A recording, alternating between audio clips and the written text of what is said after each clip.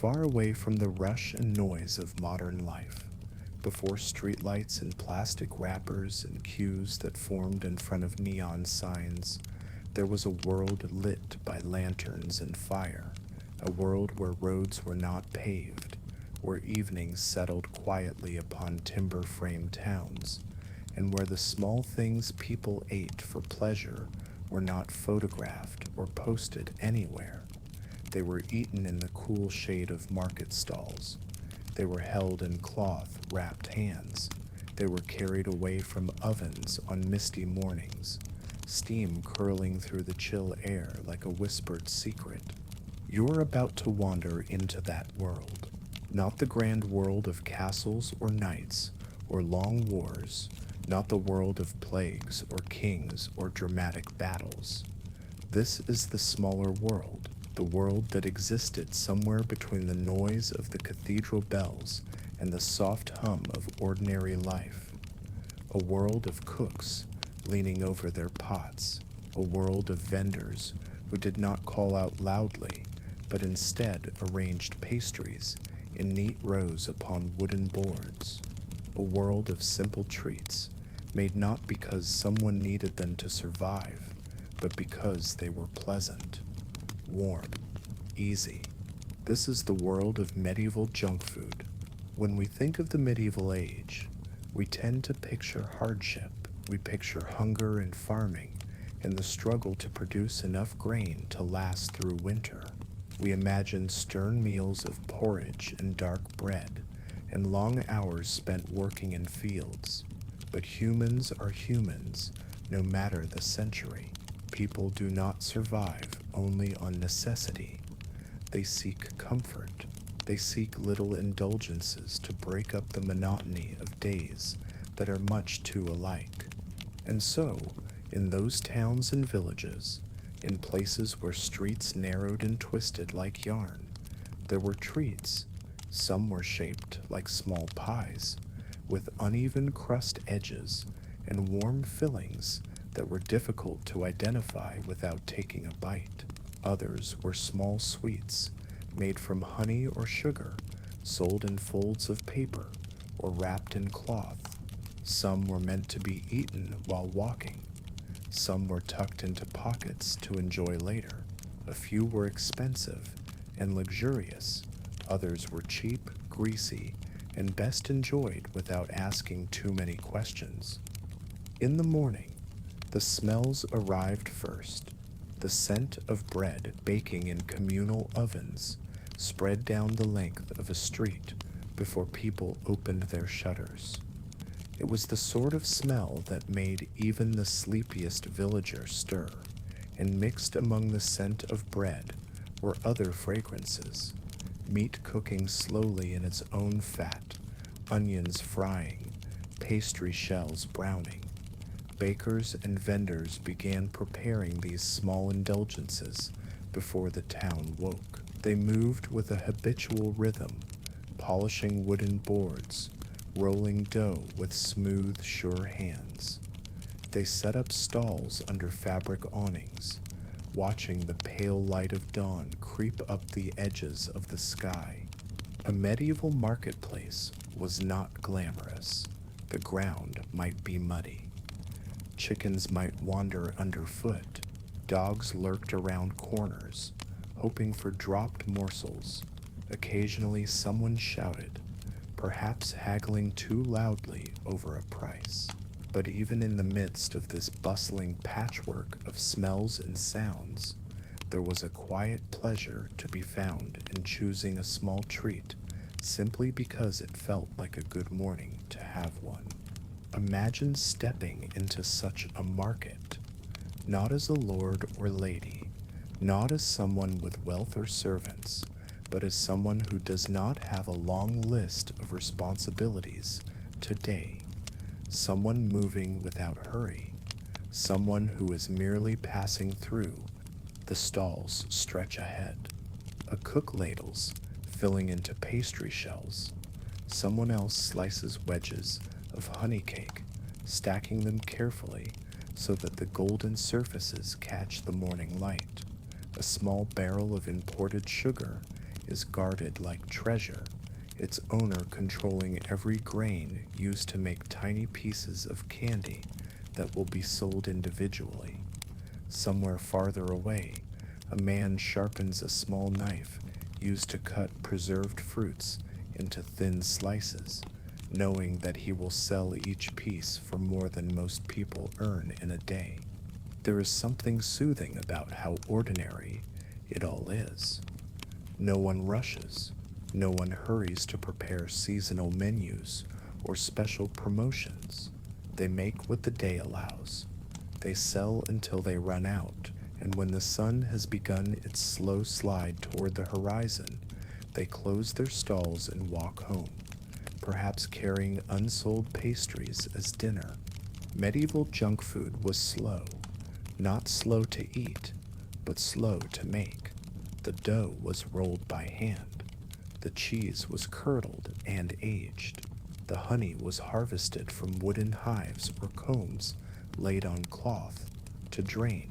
Every treat came from real time and effort, not machines or factories.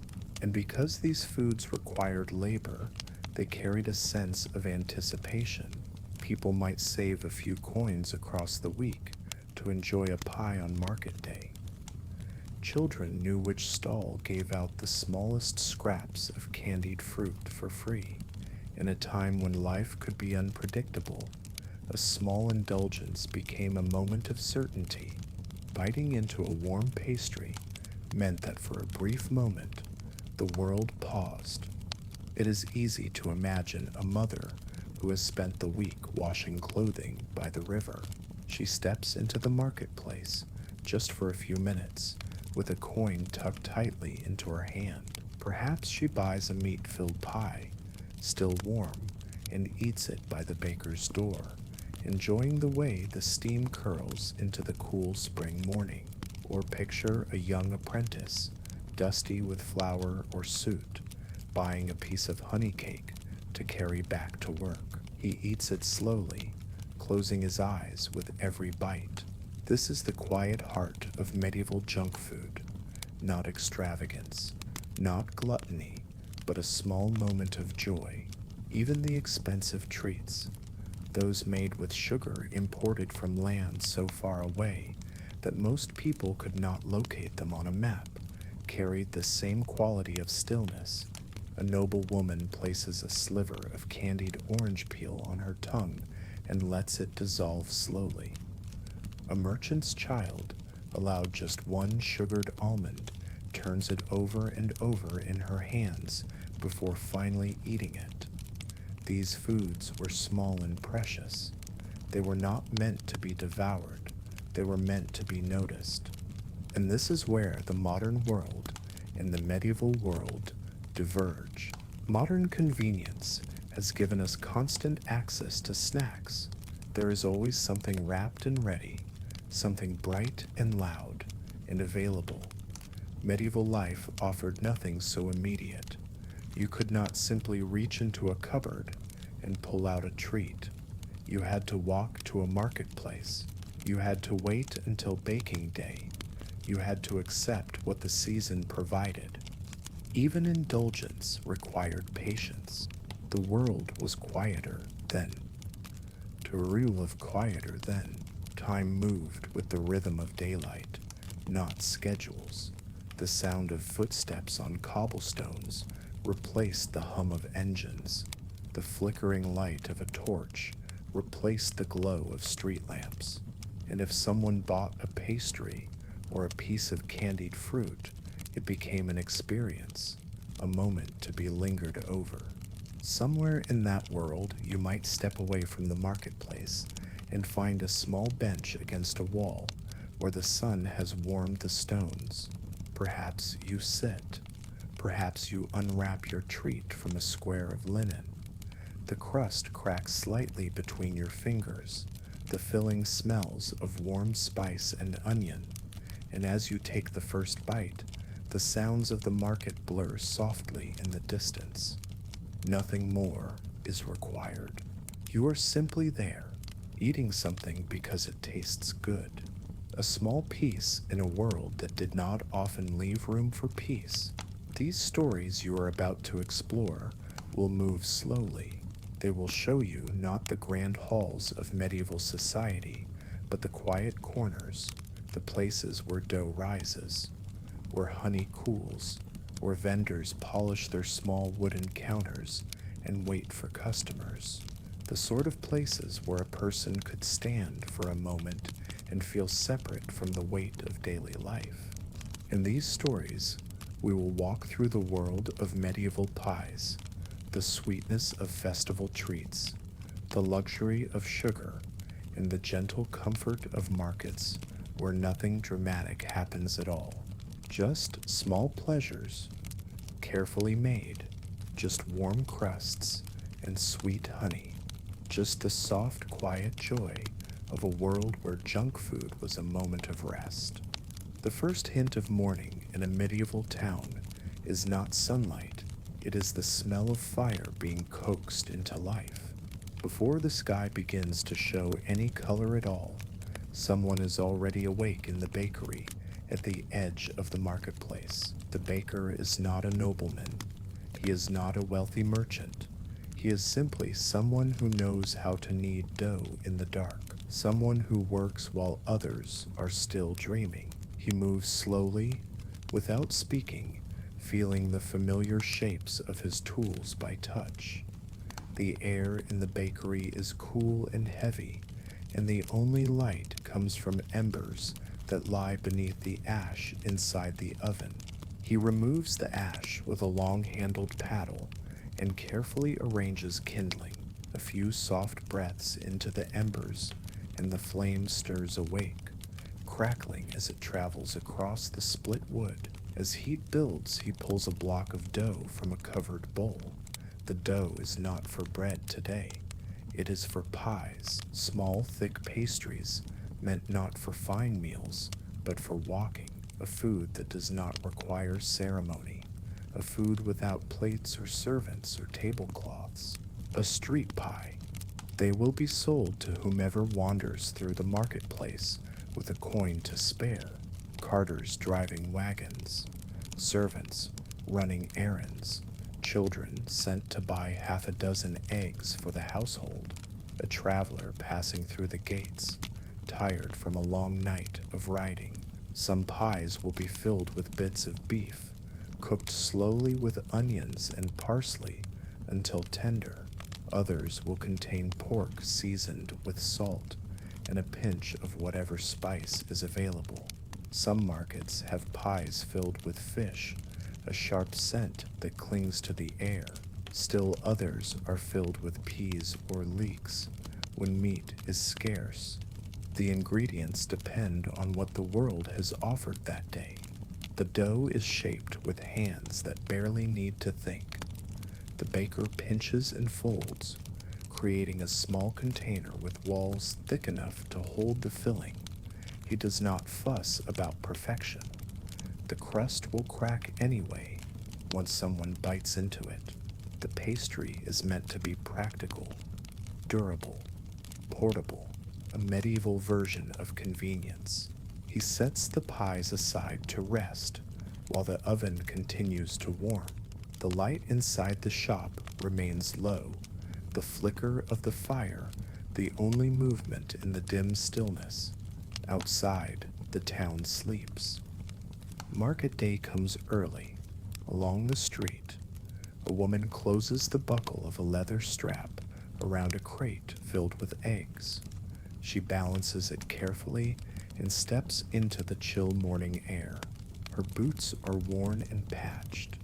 Her apron smells faintly of hay. Her breath curls into the darkness, trailing behind her like steam from a kettle. Across the way, a man pulls a two-wheeled cart toward the center square. The cart is stacked with barrels of ale. The barrels are small, intended not for inns but for passing workers who may want a warm drink later in the day. The wheels grind softly against the dirt and the stones embedded in the road. He walks without hurry. The day will unfold slowly. There is no need to rush. The marketplace itself is just an open space in the middle of the town. There are no permanent stalls, no numbered booths, just ground that has been trampled into shape by years of selling turnips and carrots, wool and fish, pots and tools. Vendors know where they are allowed to set up. The locations are not written on any list. They exist only in memory. For years, bakers have claimed a corner where the smell of fresh pies will drift toward the well. Fishmongers choose a spot closer to the drains. Those selling strong-smelling pickles set their tables where the wind blows away from the church. The town is still asleep, but the marketplace is waking. The baker arrives with the first small tray of pies. He carries them wrapped in cloth to protect them from the cool morning air. When he places them on the wooden counter of his stall, the cloth warms slightly from the heat of the pastries. Steam rises briefly, then disappears. The pies are small, each fitting neatly into the palm of a hand. The crust is thick enough to act like a container, keeping the filling inside without leaking. On the surface, tiny cracks hint at the liquid inside. A person could walk with one, holding it like a handle by its edge, eating slowly as they go. A medieval pie is not meant to be fancy. It is meant to be convenient. Nearby, someone begins boiling onions for another kind of pastry. The air fills with a scent of savory sweetness. 2 stalls over, a butcher slices leftover scraps of meat into thin pieces. These scraps are not waste. Nothing edible is wasted here. Bits from joints and ribs, pieces too small for a roast, shavings too uneven for a stew. All of it can become filling. The butcher hands the scraps to a vendor who mixes them with herbs and salt. The vendor works silently, pushing meat into the opened pastry shells. His hands move with the steady rhythm of someone who has done this thousands of times. By now, the sky is beginning to brighten. The first lines of pale gray creep upward, soft and gradual. Birds begin to stir from the rafters above the bakery, fluffing their feathers in the cold air. The marketplace gains faint color.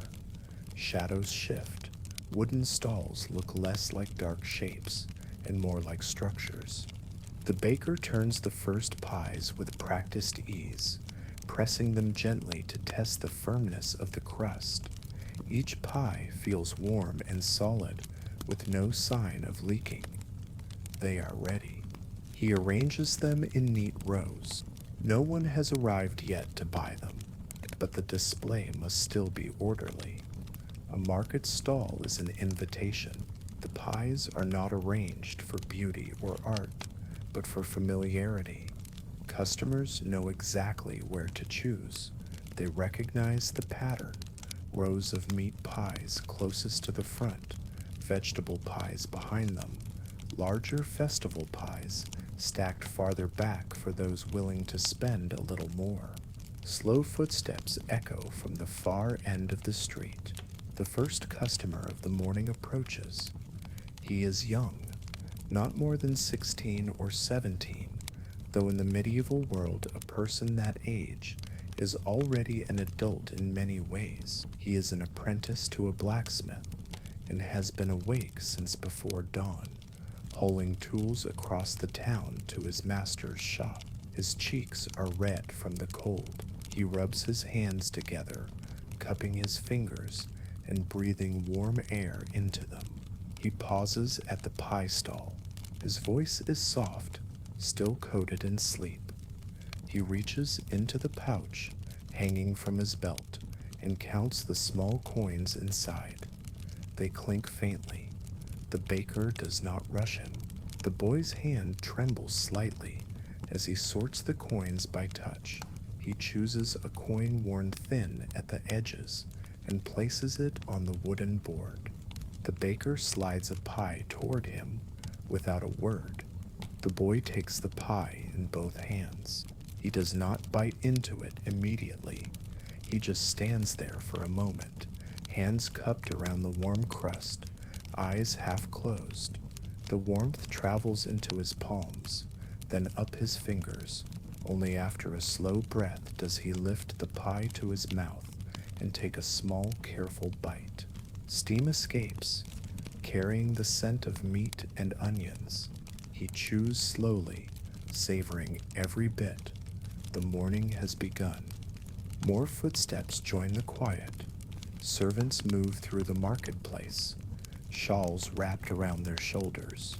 A farmer arrives with a sack of carrots. A fish seller dumps crushed ice into a wooden tub.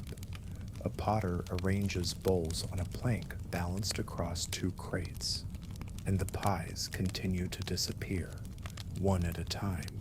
The woman buys a pie and tucks it into a cloth to take to her husband, who is repairing a roof on the far side of town. A shepherd boy buys a pie to share with his dog. A group of older women buy pies to carry with them as they walk toward the river to wash laundry. No one sits down to eat. No one uses a plate. No one stops what they are doing. The pies are eaten while people move, while they talk, while they work. They are a moment of comfort in the middle of the day, not a meal of great importance. The crust is thick and firm, not soft and flaky. Modern pastries are delicate, layered, and buttery. Medieval pies are meant to endure. The dough is sturdy, almost like a container made of bread. Some people eat the crust, others discard it, especially if it has soaked up too much juice from the filling. A discarded crust is picked up quickly by a dog or a chicken. Nothing is wasted. The marketplace grows steadily busier. Sunlight spreads across the stones. Shadows shorten. Vendors call out greetings to one another.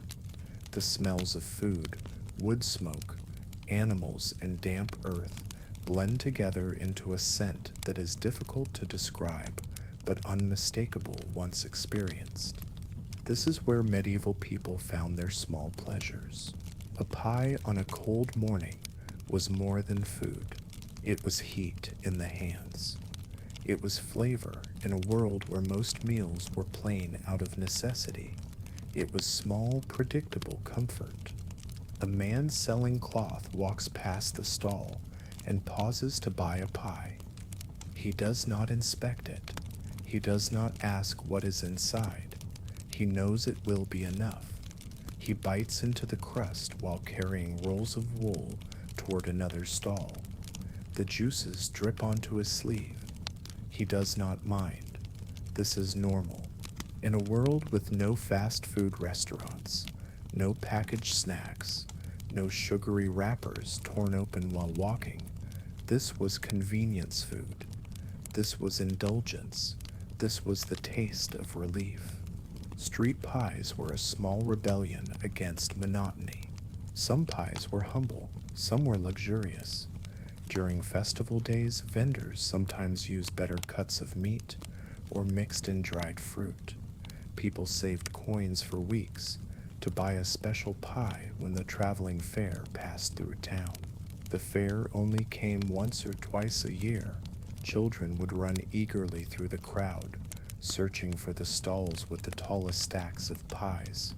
But on ordinary mornings, pies looked simple. They were not meant to be remembered. They were meant to be eaten. A woman with flour on her sleeve passes the stall and places a single coin on the table. She does not need to say anything. The baker hands her a pie at once. She holds it against her lips for a moment, letting the heat warm her face. She carries it down the street, cradling it like something precious.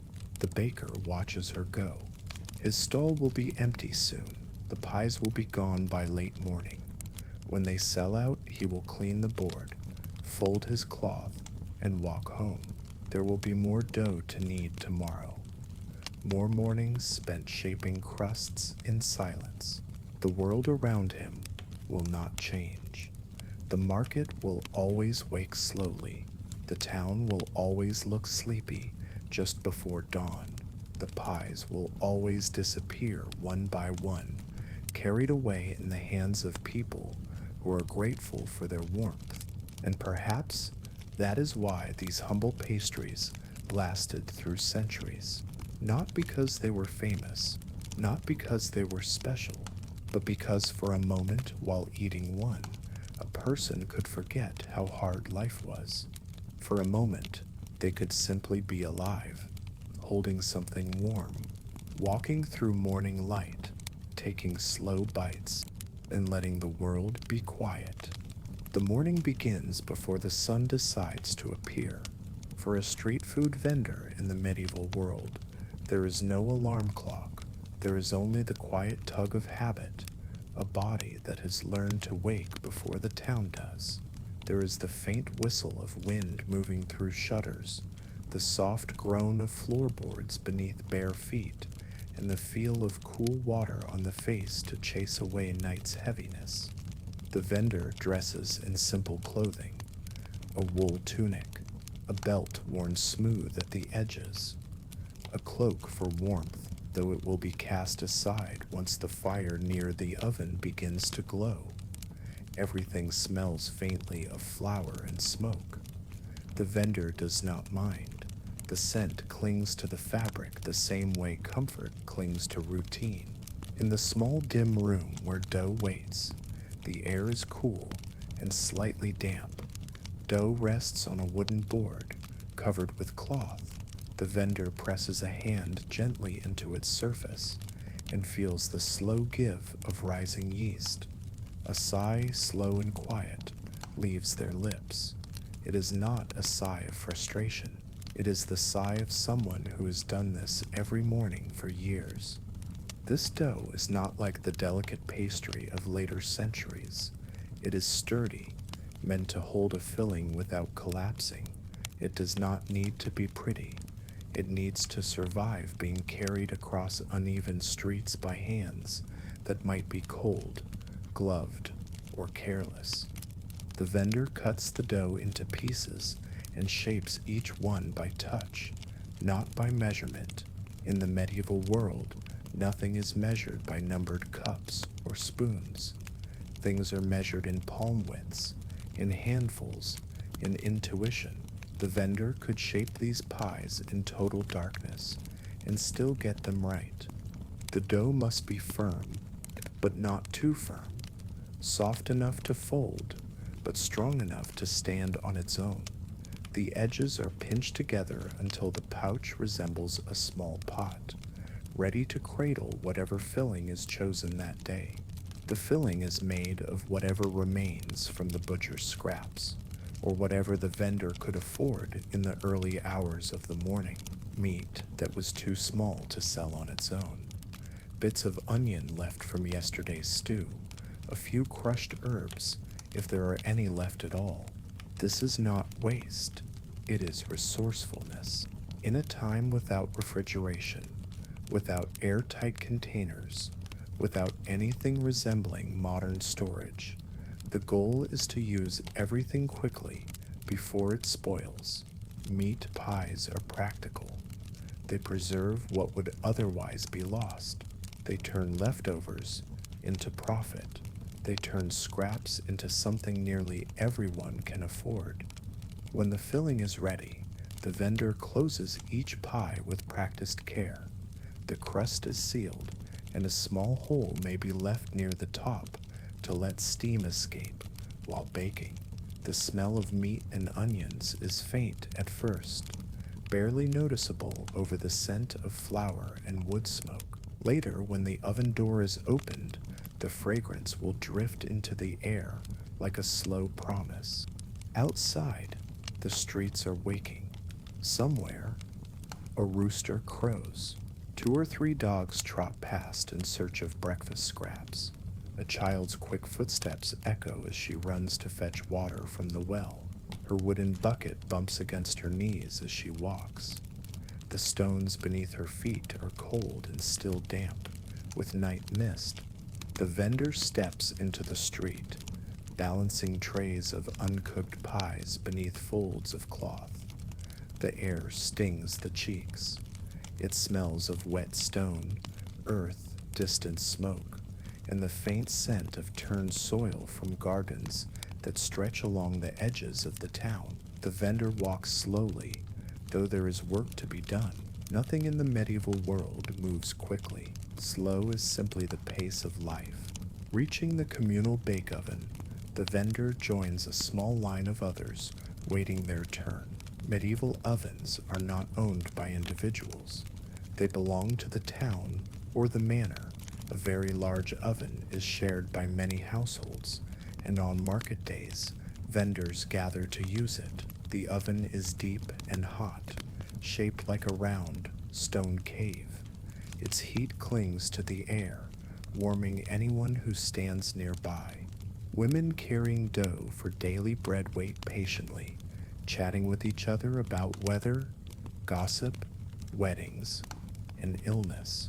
A farmer waits behind them with a tray of root vegetables glazed in fat to roast for his midday meal. The vendor waits, holding pies, listening without rush. No one pushes, no one complains. The oven is slow, and so time must be slow. In the medieval world, the day bends around the pace of fire.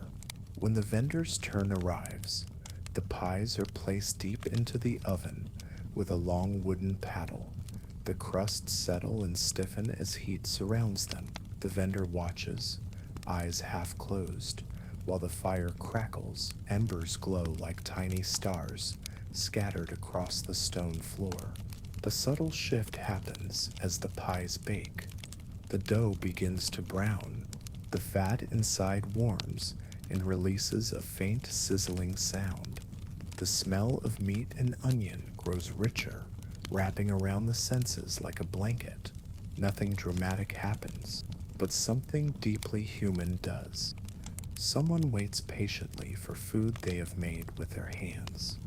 When the pies are ready, the vendor carefully slides them out of the oven and folds a cloth around them. They warm the fabric. They warm the hands. They warm the air. The vendor carries them to the marketplace. The marketplace is not grand. It is merely a clearing. There are no permanent roofs, no stalls with colorful banners, only wooden boards, baskets, sacks, and crates. Vendors choose the best patch of ground they can find.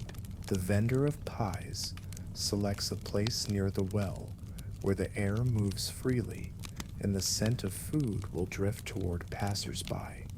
The vendor unfolds a cloth, places down a wooden board, arranges pies in careful rows.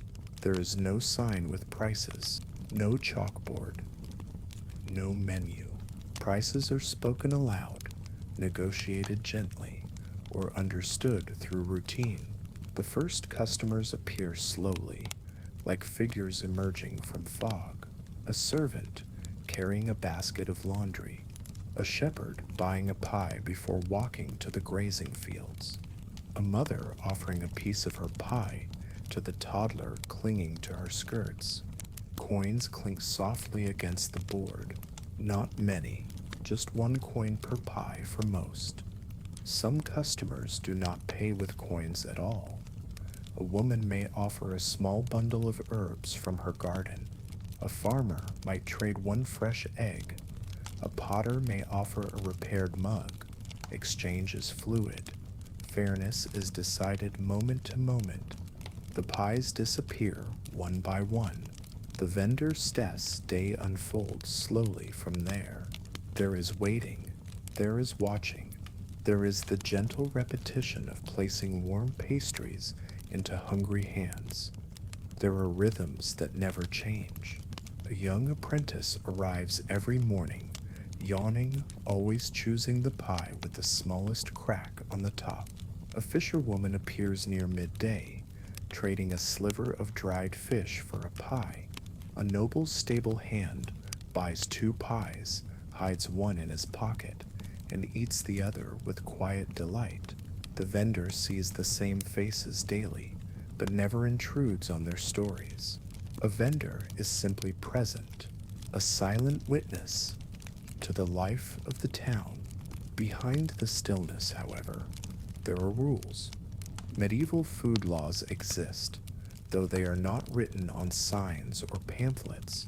They are passed down by word of mouth and enforced by the town's officials. A pie vendor must follow them or risk having their stall shut down. Pies must not contain spoiled meat. Pies must be priced fairly. Pies must not cheat the customer by being filled with only air and steam. A town inspector may walk through the market, lifting pies to feel their weight. If a vendor sells pies that are too light, too empty, or too deceitful, they might be fined. In some places, their name is announced publicly, so customers know not to trust them. Reputation is everything. Trust is the real currency. But the vendor selling these pies does not worry. Their pies are solid. Their crusts are thick.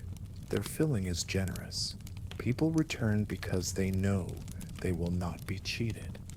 They know the vendor gives warm food, steady food, food that can be carried in a pocket and eaten while working. By midday, the pies are gone. The vendor wipes crumbs from the wooden board and folds the cloth slowly, smoothing the corners. The stalls around them continue with their own business. The fishmonger shouts prices with a voice sharp as gulls. The potter stacks bowls in careful towers. The egg seller checks each egg against the light to ensure it has not cracked. The vendor does not call out or advertise loudly. There is no need. By now, people know where to find them. As afternoon draws closer, the vendor walks home carrying a few coins wrapped in cloth. The earnings are small, but steady. Enough to buy flour for the next day. Enough to buy onions. Enough to keep living with quiet dignity. Each day is much like the one before, and tomorrow will be the same. Wake before the sun, shape the dough, fill the pies, walk to the communal oven, bake, wait, sell, live quietly. There is peace in such repetition. When evening arrives, the vendor sits at a small table. Perhaps they eat a simple stew. Perhaps they allow themselves a pie that did not sell, enjoying it slowly. There is no rush. The day has been long, but steady. The quiet satisfaction of work done well floats through the room like the last trace of warmth from the oven. The night deepens. Shadows lengthen. Fatigue softens the bones. The vendor climbs into bed. Straw rustles beneath the thin linen sheet. The air cools. Outside, somewhere in the dark, a dog barks. The vendor closes their eyes, knowing that in what feels like only a moment, morning will return, and they will wake again, not to wealth, not to glory, but to the simple comfort of a task that is theirs alone, the making of pies, the warming of hands, the quiet feeding of a town, a life small enough to be overlooked, but steady enough to be cherished. The marketplace is nearly empty now. The rush of the morning has passed. The footsteps that echoed across the stones have faded. The calls of vendors have softened. The air holds only the quiet hum of afternoon when the sun rests directly overhead and shadows shorten beneath the stalls. A thin breeze lifts the cloth corners of empty tables. The scent of pies has vanished from the air, replaced by the smell of warm dust and freshly cut herbs. A few chickens wander around, pecking at dropped crumbs, unaware that their simple hunting has already cleaned the ground of the scraps that once clung to it. In the distance, a bell rings to signal midday prayer. The pie stall is gone. The board has been wrapped in cloth and carried away. Only a faint imprint in the packed dirt shows where it stood. The pies have vanished into the town, one by one. A mason has eaten his while laying stones into the wall of his stable.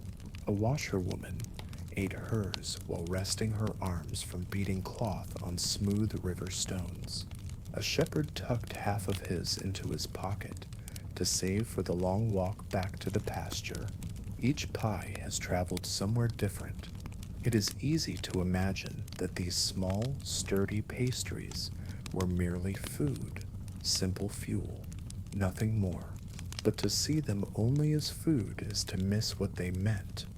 To understand a medieval pie, you must understand the world it fed. Medieval life, for most people, was not gentle. The day was carved not by choice, but by necessity. Light dictated when work began and when it stopped. The seasons dictated how much could be grown, eaten, and stored. Winter taxed strength in ways modern life seldom does. There were no heaters waiting in houses, no insulated windows, no backup plans. The wind pushed through walls made of timber and plaster. Rain dripped through thatched roofs. Meals were not guaranteed. Bread might stretch through the week, thinning a little each day. A pot of soup might be watered down until the broth tasted only of memory. Meat was rare for the poor, reserved for holidays or unexpected luck. Most days, food was functional. It filled the belly. It did not aim to delight. And so when a person bought a street pie, they were buying something much more than a crust filled with meat or vegetables. They were buying a moment of pleasure, a pause in the rhythm of necessary tasks, a choice made not for survival, but for comfort. A pie could warm the hands of someone cold. It could break the monotony of porridge and broth. It could turn an ordinary morning into something quietly special. The medieval world was not designed for indulgence, but people found ways to make space for it. Imagine a laborer standing behind a barn, leaning against the wall where the sun hits the boards. He unwraps the pie and eats it slowly, using one hand while the other rests on his knee. He listens to the wind moving through tall grass. He feels the warmth of the pie linger in his chest. For a few minutes, his thoughts drift away from debts, weather, or the ache in his back. Or imagine a woman walking home from market with a basket of laundry. She stops for a moment in a quiet lane where vines loop over a garden wall. She eats her pie in tiny bites, letting the filling cool on her tongue before swallowing. No one calls her name. No one needs her in that moment. It is her time, even if only for a minute. A pie gave people something rare, the feeling of being cared for, even if no one said so, even if no one saw it. The warmth of the pastry was its own kind of tenderness. In the medieval world, trust was earned slowly. There were no health inspections, no printed labels, no guarantees. A person bought food from the same vendor again and again only if that vendor consistently provided fair weight and honest filling. If a vendor cheated, the entire town knew within a day. People talked. They whispered about which pies were heavy with meat and which were mostly empty crust. They remembered who used too much salt to hide spoiled ingredients. They remembered who watered down ale, who sold old fish, who cut corners. A good vendor did not just sell pies. A good vendor built relationships. They greeted familiar faces without needing names. They knew which customers preferred vegetable pies over meat. They knew which child might receive a small scrap of pastry for free. Each exchange carried something unspoken: respect, mutual reliance, human connection. It is astonishing how much trust can be held in a simple crust of baked dough. A medieval pie often cost only one small coin. That coin was not meaningless. To a wealthy person, it was nothing. To a worker, it might mean choosing between a pie and a wool patch for a worn sleeve. Yet people still chose the pie sometimes. Why? Because life was hard, and sometimes a bit of warmth and flavor mattered more than practicality. Because having a pie meant allowing life to be pleasurable, even briefly, because the taste of meat, onion, and herbs could make a person feel alive after hours of working in cold air. In an economy where every expenditure required thought, buying a pie was an act of gentle rebellion, a quiet decision to say, I deserve something kind today. The vendor, patiently standing at the stall, was not simply selling food. They were selling a place for people to gather. At the pie stall, townspeople paused. They talked. They shared news about who was marrying, who was ill, whose crops failed, whose new baby arrived safely in the night. The pie stall was where wool merchants chatted with stable boys, where washerwomen stood shoulder to shoulder with apprentices, where status mattered less, if only for a moment. People did not linger long. They did not require chairs or tables. They spoke while eating, then walked on. Yet those small interactions held meaning. They wove community together, thread by thread, conversation by conversation, over warm pastry crusts. Later in the evening, when shutters were closed and families gathered around small fires, people sometimes spoke of the marketplace. They mentioned who they saw, who laughed, who argued, who bought the last pie of the morning. The pie stall, without trying, became part of the town's rhythm, its heartbeat. The sun begins to lower now. Shadows stretch across the street. The day has softened. There is a stillness that settles into the stones themselves, as though the marketplace has exhaled and decided that enough has been done. Though the pies are gone, their presence lingers. The vendor is at home now, kneading dough for tomorrow, hands moving automatically. The baker does not think about grandeur or legacy. They think only of tomorrow's morning, of dough rising, of heat circling through the oven. But somewhere in the town, someone is thinking of the pies differently. The child lying beneath a worn blanket whispers to her brother that she hopes they can buy a pie at the stall again next week. A man sitting by lamplight counts his coins and thinks he might treat himself the next morning. A young woman at the river tells a friend about the vendor who gave her an extra bite when she was short one coin. The pies are gone, but the comfort remains. That is their true purpose. Not sustenance, not novelty. Comfort. Warm crust between fingertips. Steam rising into cold air. A small pause in a life full of tasks. When morning comes again, before morning has a color or a sound, someone will open their door. Someone will step into cool air. Someone will carry a basket or a board to the marketplace, and the pies will return. Quiet, unremarkable, essential. They will feed not hunger alone, but spirit. Centuries have passed since these pies were sold in crooked markets. The stalls are gone. The communal ovens are cold. The vendors sleep in places no map remembers. Yet their pies remain in history because people cared enough to mention them. Travelers wrote about them. Princes complained when pies were overpriced. Inspectors weighed them to ensure they were honest. And ordinary people remembered them when nothing else stood out in the day. The pies linger in the margins of old documents because they mattered. They fed the body, They softened the day. They offered the feeling that life could be kind in small ways. A pie is a fleeting thing.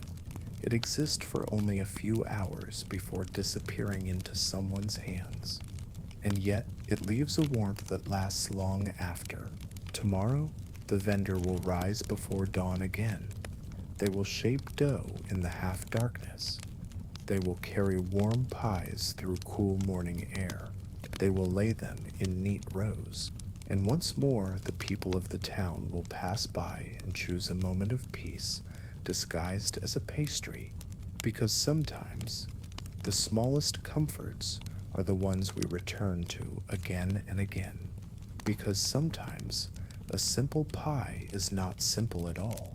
The morning arrives slowly, like a curtain being lifted one careful inch at a time, before the markets awaken, before carts begin to rattle along the uneven stones of the street, before anyone sells a single loaf or whispers the price of an onion.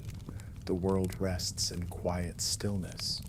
The sky holds the pale gray color of wool soaked in cool water, and the wind carries a faint crispness that feels like a promise. It is neither warm nor cold. It is simply there, waiting.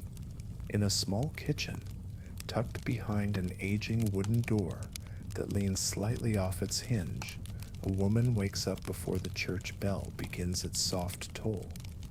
Her name does not appear in any chronicle.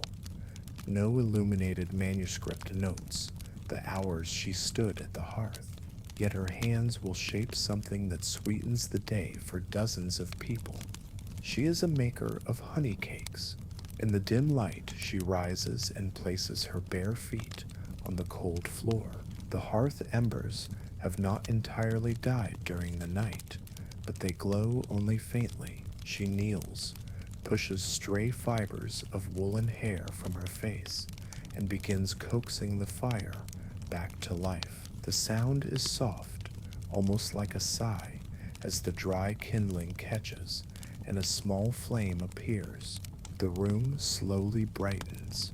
On a small shelf, wrapped in cloth, rests a precious treasure, a pot of honey. It is thick and amber-colored, gathered from hives kept on the edge of a meadow beyond the town walls. Honey is more than sweetness. It is a gift from summer, a captured memory of warm afternoons, buzzing wings, and sunlight thick enough to feel on the skin. In the colder seasons, honey carries the taste of warmth from months long past. She unwraps the pot, dips her fingers in, and tastes a bit of its sweetness. She always allows herself that small moment. No matter how many mornings she has woken before dawn, the taste remains something worth savoring. The dough waits in a bowl on the table, prepared the night before. The flour is not fine, yet she kneads it with practiced patience. She folds in the honey and watches it change the color of the dough. When she touches it, the dough gives beneath her fingertips, responding to her hands with an obedient softness. The almond bag sits nearby. Those almonds have traveled far. They may have come across mountains or through crowded ports, bundled in sacks on merchant caravans. They carry the faint scent of distant lands, of markets that she will never see. Almonds are not everyday food. They are rare, and therefore precious. They are a sign that today is not just ordinary. Today people will taste sweetness. She crushes the almonds gently, careful not to waste any piece. When she sprinkles them into the mixture, the crushed pieces glimmer like pale golden flecks under the rising firelight. Outside, a rooster calls. The world is beginning to stir. The honey cakes are not shaped with elegance. They are formed by hands that have worked for years, hands that know exactly how much pressure to use, how to flatten the dough while leaving room for air to expand once it reaches the heat. She presses them gently onto a wooden board lined with a thin coat of flour so they will not stick. When the first cakes enter the heat, the scent begins. A smell like warmth, like sunlight, like comfort. Honey has a way of softening the air around it. As it warms, its perfume travels through small cracks in the walls and escapes through the narrow chimney. In the street, a stray dog lifts its head. It knows that smell. People do too.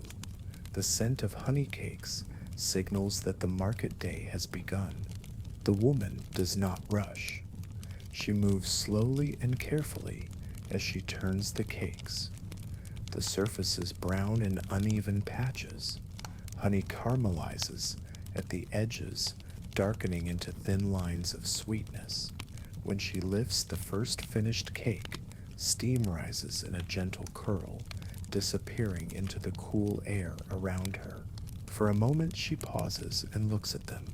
She does not often allow herself to feel proud. Pride is a luxury, much like almonds, but as she watches the steam rise, she allows herself a slow breath. These cakes will bring happiness to people she does not know. Some will buy a single cake because it is all they can afford. Others will buy several because sweetness is a pleasure they can indulge without thought. A monk walking through town might buy one and feel a tremor of guilt afterward, because honey, though natural, still counts as indulgence. A group of children, their coins pooled together, will argue gently over which cake is the biggest. In a world where bread is sometimes hard and bitter, where daily life requires more endurance than joy, a honey cake is a small act of mercy. At last, she places the finished cakes into a basket lined with linen. The linen is old but clean. She folds it carefully over the cakes to keep warmth inside. The cakes do not need to be hot when eaten, but something about that warmth makes the sweetness taste deeper. She lifts the basket into her arms. The door opens with a familiar creak of old hinges. She steps into the street, where the sky has softened into pale blue, touched with the faintest line of rose. The air is cold enough to make her breath visible. Their footsteps echo. The town is still half asleep. A man leads a donkey with a cart behind it. A young boy, rubbing sleep from his eyes, sweeps the entrance of a small shop. Window shutters hang slightly crooked. The smell of wood smoke lingers in the air. A few people nod to her as she passes. They know her, the honey cake woman. She reaches the square where the marketplace will soon form itself out of nothing more than noise, motion, and routine. She unfolds a cloth over a small wooden stall. It is nothing elaborate, a board balanced across two barrels. Yet every time she smooths the cloth, it becomes a place of generosity. She places the cakes carefully in neat rows. Steam still rises from some of them. A child walking with his mother stops and stares. He does not tug at her sleeve. He does not speak. He only looks at the cakes as if they might vanish if he blinks.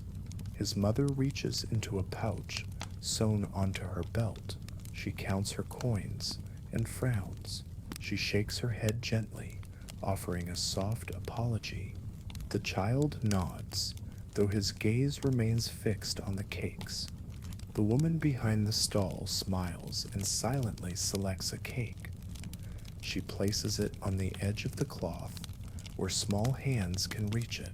When the mother tries to protest, the woman only waves her hand dismissively. No one should begin a market day without sweetness. The child takes the cake reverently, like receiving a blessing.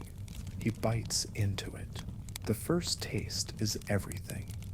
Soft warmth, sweet crust, honey that melts almost as soon as it touches the tongue, almond crumbs that cling to his fingertips. His eyes widen as though he has never tasted anything so fine. The mother mouths thank you. The woman says nothing. She simply smiles. Her hands rest lightly on the cloth of the stall. The marketplace slowly fills around her. Merchants of wool unroll their goods. Fishmongers bring baskets of river catch that still smell faintly of the water. Spice sellers open small pouches, releasing scents of cinnamon and saffron that drift across the breeze. A potter stacks bowls whose rims are glazed in deep, earthy tones. And above it all drifts the fragrance of honey and almonds. People gather without planning. A young woman buys a cake and eats it while leaning against a well-worn stone pillar. An elderly man buys one not for himself but for his wife, who waits at home by the fire. An apprentice blacksmith stops by, coins rattling in his pocket, and chooses the cake that looks slightly more golden than the others. Each person leaves with a honey cake in hand, and with something more than that. Water, warmth, softness, a moment of gentleness in a world without many. There are no printed menus, no elaborate signs, no loud announcements. Just a woman, a basket lined with linen, and rows of cakes that glow faintly in the morning sun. And the scent, threading itself through the square, becomes a quiet promise. There is sweetness here. There is pleasure here. There is something soft in the midst of a world that is often hard. The woman stands behind her humble stall, watching people taste what she has made. She does not think of herself as important, yet she is weaving something essential into the day. Comfort. In every bite, in every small smile, in every moment when someone pauses to simply enjoy the sweetness in their hand. The sun has risen fully now. Its light stretches across the marketplace, as if it were brushing flour across a table. Shadows lengthen, soften, and spread themselves lazily across the cobblestones. The morning is no longer gray and tentative. It becomes warm, certain, golden. People move through the square with purpose now, steps steady and practiced, each person fitting into the steady rhythm of the day. The honey cake woman stands at her stall, hands folded atop the linen-covered board. She does not call out to customers. She has no need to. The smell of warm honey does the work for her. People seem to follow their noses rather than their plans. Honey and almonds were not always within reach of ordinary people. Honey, though natural and plentiful in the right season, was a treasure. Bees were unpredictable. Weather could easily destroy a year's supply, and almonds were travelers from far-off places, carried in burlap sacks over long, dangerous roads. To eat honey and almonds was to hold a little of the wider world in your palm. But before honey and almonds became market treats, these ingredients belonged to entirely different realms. They belonged to ceremony, to ritual, to symbolism that reached beyond taste. Long before the honey cake woman ever stood here, people understood that honey was not just food. Honey was believed to have power. It was used in medicines, in curing coughs, in soothing the throat after long nights of cold wind. It was used to preserve fruit through the winter. It was worked into tonics to restore strength to those weakened by fever. Even in the far past, people offered honey to spirits and deities, believing that sweetness could tempt favor from unseen forces. When a medieval person tasted sweetness, they tasted comfort, they tasted hope, and almonds, pale and smooth, carried their own sense of rarity. Almond trees did not grow well in the cool northern climates.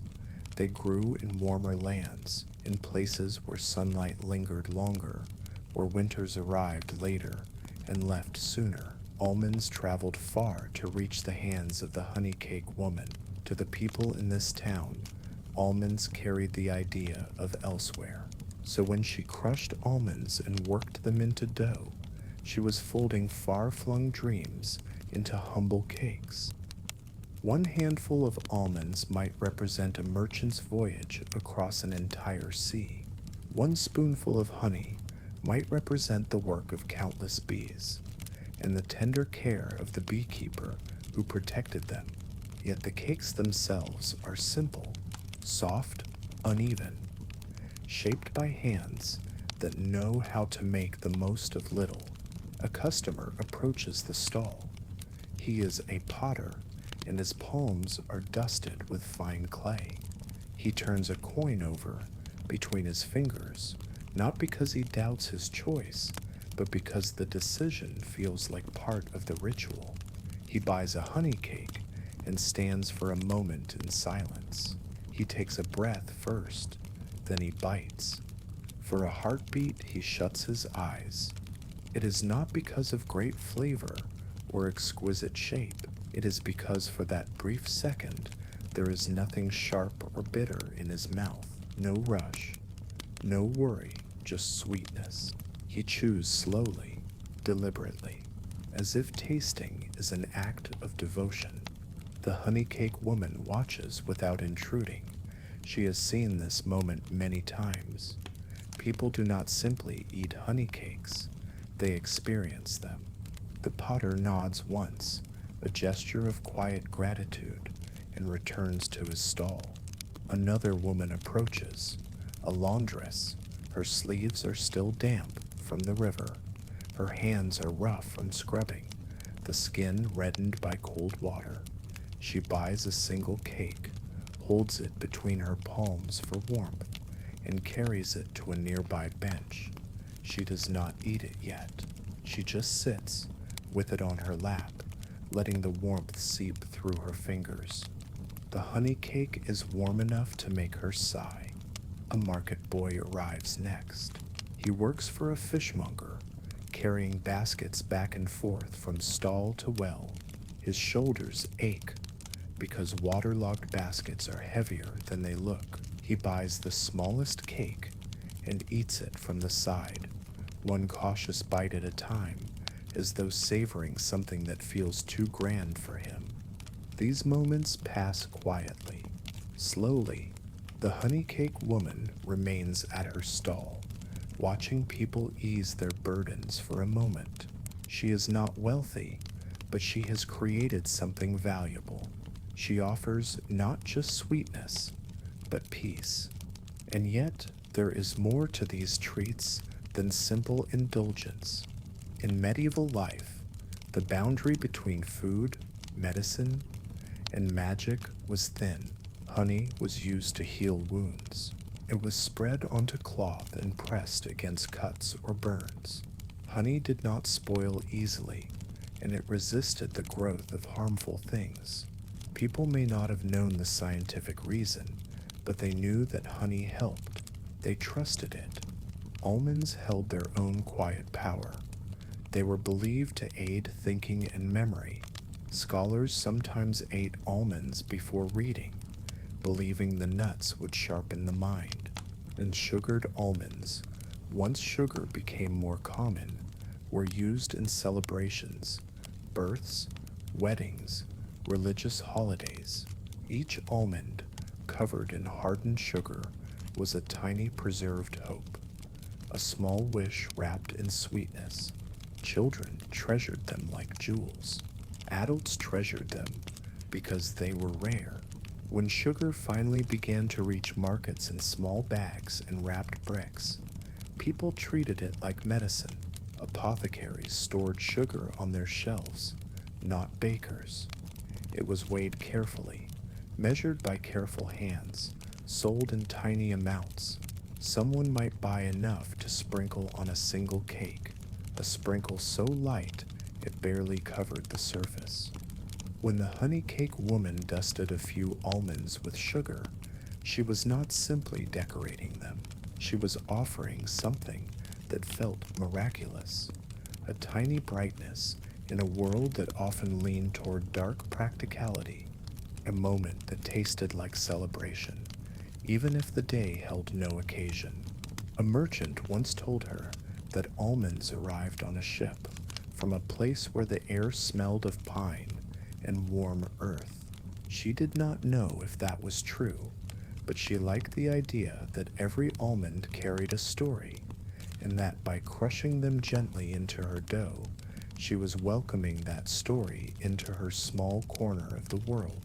Children approached the stall again, not the same pair as before. These two are twins, with identical dark hair and tunics too large for their frames. They peer over the edge of the table. One of them leans so far that his nose almost touches the linen cloth. The honey cake woman kneels to meet their eyes. She has flour on her hand. When she brushes a stray lock of hair from her face, she leaves a pale streak across her cheek. The twins whisper to each other. Their voices are barely audible. They count their coins. 1 coin, 2 coins, not enough. They look up with hesitant hope. She chooses a cake slightly smaller than the others and places it gently between them. She lets them pay only what they have. They run off, sharing the cake in hurried, alternating bites. Crumbs fall from their hands, leaving a small trail behind them. Behind the stall, the honey cake woman is smiling. Sweetness feels sweeter when shared. There is a moment later in the morning when a small hush spreads through the crowd.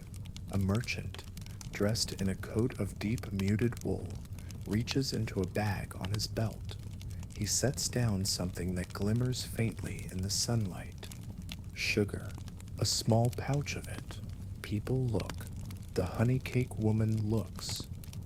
It is not a large amount. Sugar is expensive, heavy with value.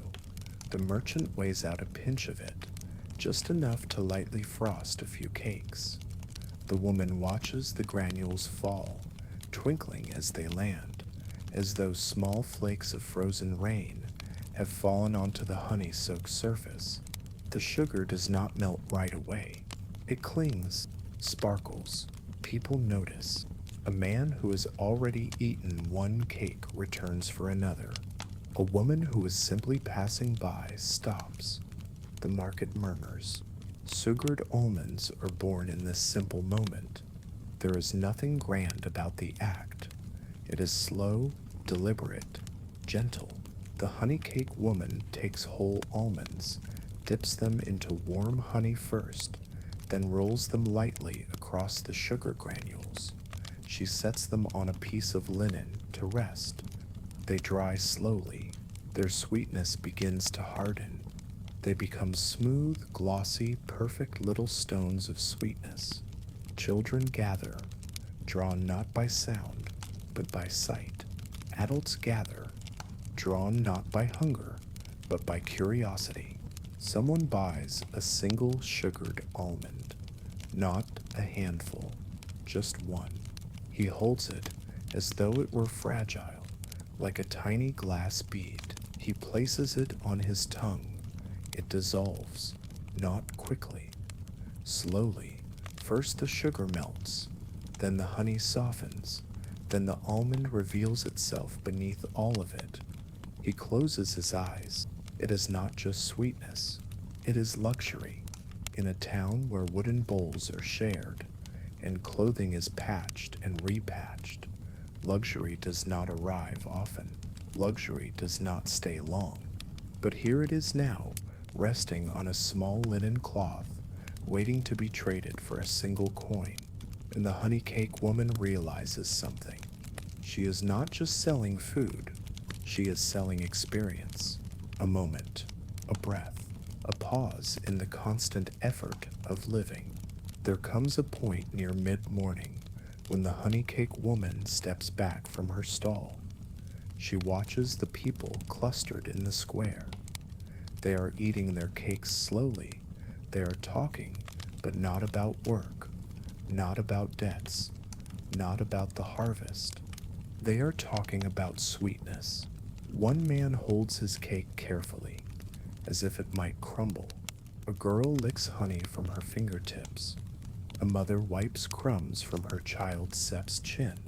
The honey cake woman realizes that these cakes have given people a reason to slow down, to stand still, to breathe.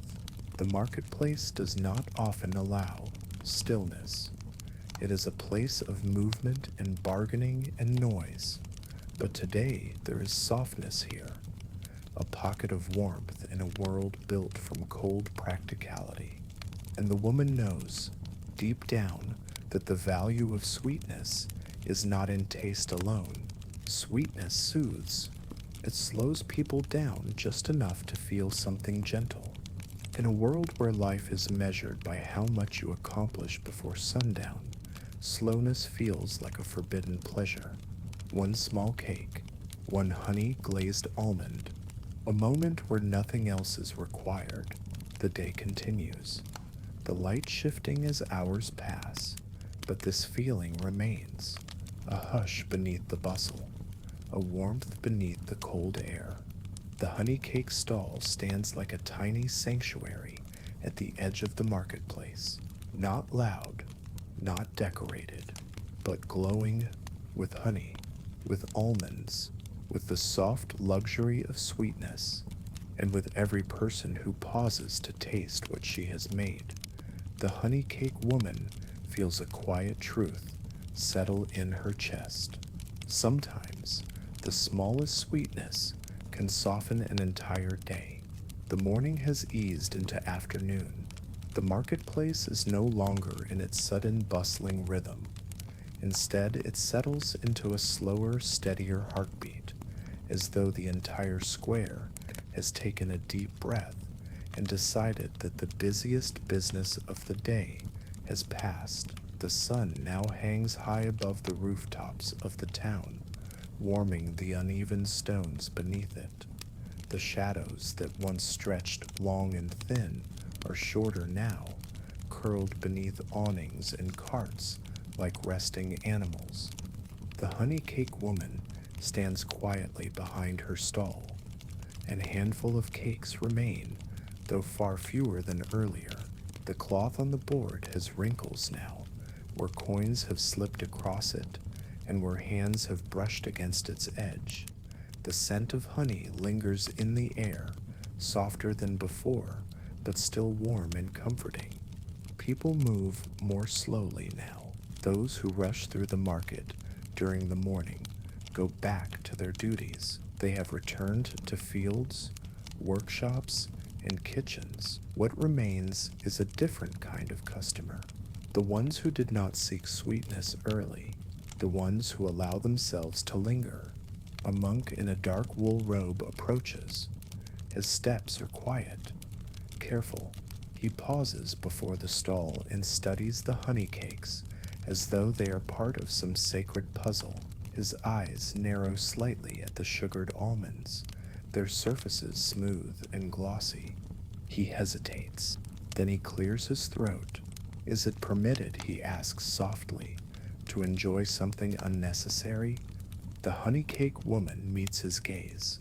She has seen this before, not only in monks, but in ordinary people too. The small internal struggle between duty and desire, between necessity and pleasure, between the world as it demands to be and the world as a person wishes it could be. She does not answer with words at first. Instead, she selects one of the smallest cakes and wraps it carefully in a piece of linen. She places it before him with gentle finality. When sweetness is rare, she finally says, it becomes a form of gratitude. He accepts the cake, not hungrily, not greedily, but reverently. He walks to the edge of the square and sits beneath a tree. Children pass nearby, chasing one another in lazy loops. The monk eats the honey cake slowly, breaking it into small pieces, letting each dissolve on his tongue before he reaches for the next. The honey cake woman watches from her stall. She knows that look. Not indulgence, but release. Sweetness does that. It allows people to put down whatever burden they have carried. For a moment, the monk closes his eyes. He folds the linen around the small crumbs that remain. He will save them. She knows maybe for someone who needs sweetness more than he does. It is a small act, yet something shifts. The honey cake woman does not believe she has changed a life, but she knows she has changed a day, and sometimes that is enough. Honey cakes are not common enough to be taken for granted. They are not everyday bread. They are not soup boiled thin to make it last longer.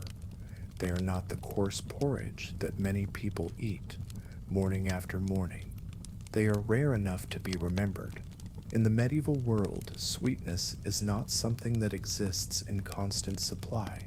It is a visitor, an occasional blessing. It must be earned through effort. Beekeeping, almond trading, sugar measuring. Honey is harvested by braving bees. Almonds are carried in wagons that cross dangerous roads. Sugar sometimes arrives tied inside cloth and treated like medicine. The people who taste these cakes do not expect sweetness tomorrow. They do not assume that luxury will return. Perhaps that is why they savor it. Sweetness is not simply a sensation on the tongue. It is the feeling of possibility. It tells a person, in a world that is often cold, life can still be kind, even if only for a mouthful. It's especially then, the square becomes a resting place. No one rushes anymore. Conversations stretch. People stand without purpose, simply enjoying the warmth that now fills the square. A group of young apprentices purchase sugared almonds and lean against the well. They share them slowly, letting the sugar melt before biting into the almond. The nuts crack between their teeth, releasing a soft fragrance that pairs perfectly with the fading taste of honey. They talk about nothing of consequence: the weather, the rumor of a traveling minstrel, who is courting whom, but the almonds make every small topic feel important. Nearby, two old women sit on low stools. They are knitting slowly. Their hands no longer move quickly, yet they remain steady. One of them purchases a honey cake and breaks it in half, handing the other piece to her companion. They eat in silence. Loneliness is less sharp when shared with sweetness. The wind shifts slightly, carrying the scent of wool, river water, and the faint perfume of ground herbs from a nearby stall. A potter wipes his brow on his sleeve and rests against his cart.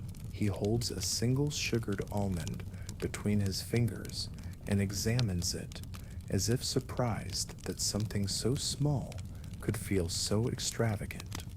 The honey cake woman watches the marketplace as though watching a slow-moving river. People flow in. They flow out. They leave little ripples behind them. And she knows that even after her cakes are gone, the sweetness of this morning will linger. A little later, when the sun has shifted again and the shadows begin to stretch wider, the honey cake woman begins to pack her remaining cakes into a small cloth-lined basket. There are not many left, only a few honey cakes and 2 sugared almonds. As she gathers them, a young man approaches her stall. His tunic is patched at the elbows, and his hands show the marks of long work. He places a worn coin on the table and clears his throat. "Do you remember me?" he asks. The woman studies his face. She does not answer with words, but with her eyes. He smiles, faintly embarrassed. "When I was a boy," he says, "you gave me a honey cake. I did not have enough coin, but you handed me one anyway." He glances down at the cake in the basket. "I never forgot." The honey cake woman looks at him, really looks at him. He had been one of the children who stared at her cakes the way others might stare at stars. His hair was shorter then. His cheeks were rounded with youth. He had taken that cake so carefully, as though afraid it might slip from his fingers. Now he stands here taller, older, but with the same open expression. He gestures at the remaining cakes. "I would like to buy the rest," he says simply. She tries to protest. It is too much. He does not need so many. But he shakes his head. "You gave me sweetness once," he says. "Now I can return it." He leaves with the basket, walking slowly down the street. Honey cakes wrapped in linen, carrying them not as food but as gifts. The honey cake woman watches him go. It is difficult to describe what settles in her chest. Not pride, not joy, something quieter. The knowledge that an act of small kindness has lived for years. Sweetness becomes memory, and memory becomes a kind of warmth that lasts longer than the taste on the tongue. The honey cake woman folds the cloth carefully. She brushes stray crumbs from the wooden board. The barrels that held the makeshift table are rolled aside.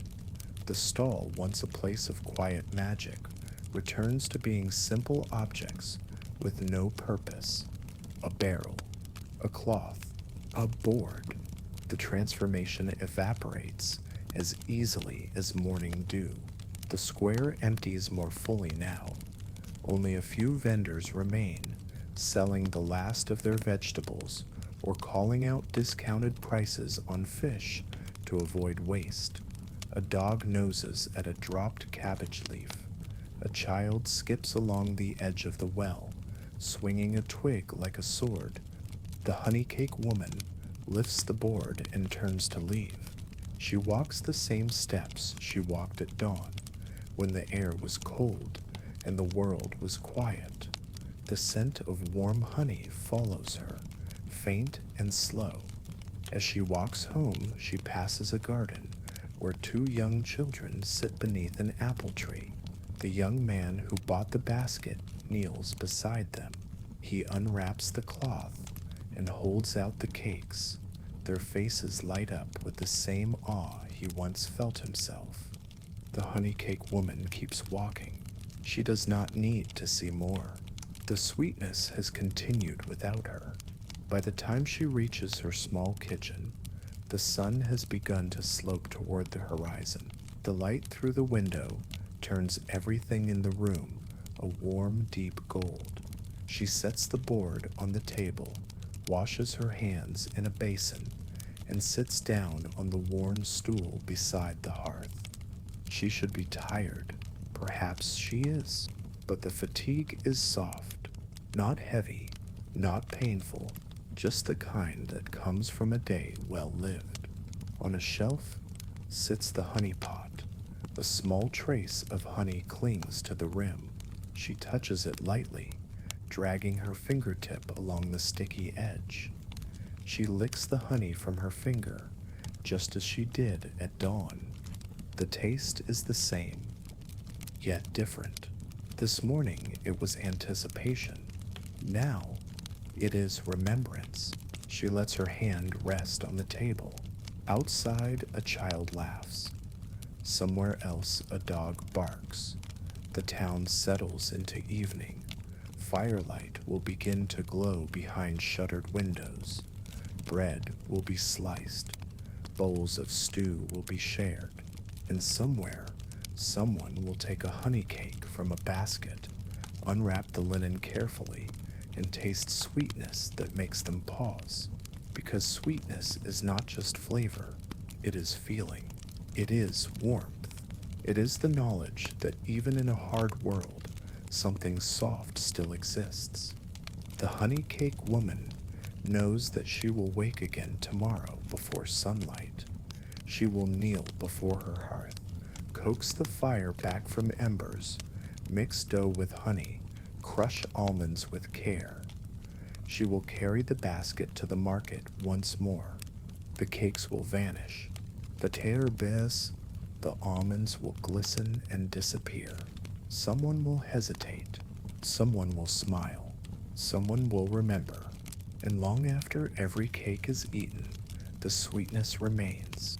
It stays in memory, in feeling, in the soft knowledge that kindness can be tasted, that comfort can be held in the palm of a hand, that sometimes all a person needs to be reminded of goodness is a small warm honey cake wrapped in linen.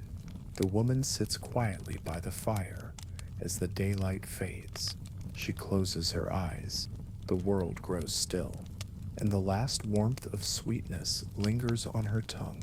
The afternoon begins long before the sun decides to soften its glare. The harbor is waking up in slow motion. A cool mist clings to the wooden pilings and the hulls of moored ships, making each vessel seem softer, less defined, as if the entire shoreline exists inside a dream. Ropes creak gently, shifting in the tide. Sailcloth flutters as though it is whispering to itself. The smell of brine wraps around everything, mixing with the scent of damp wood and river weeds.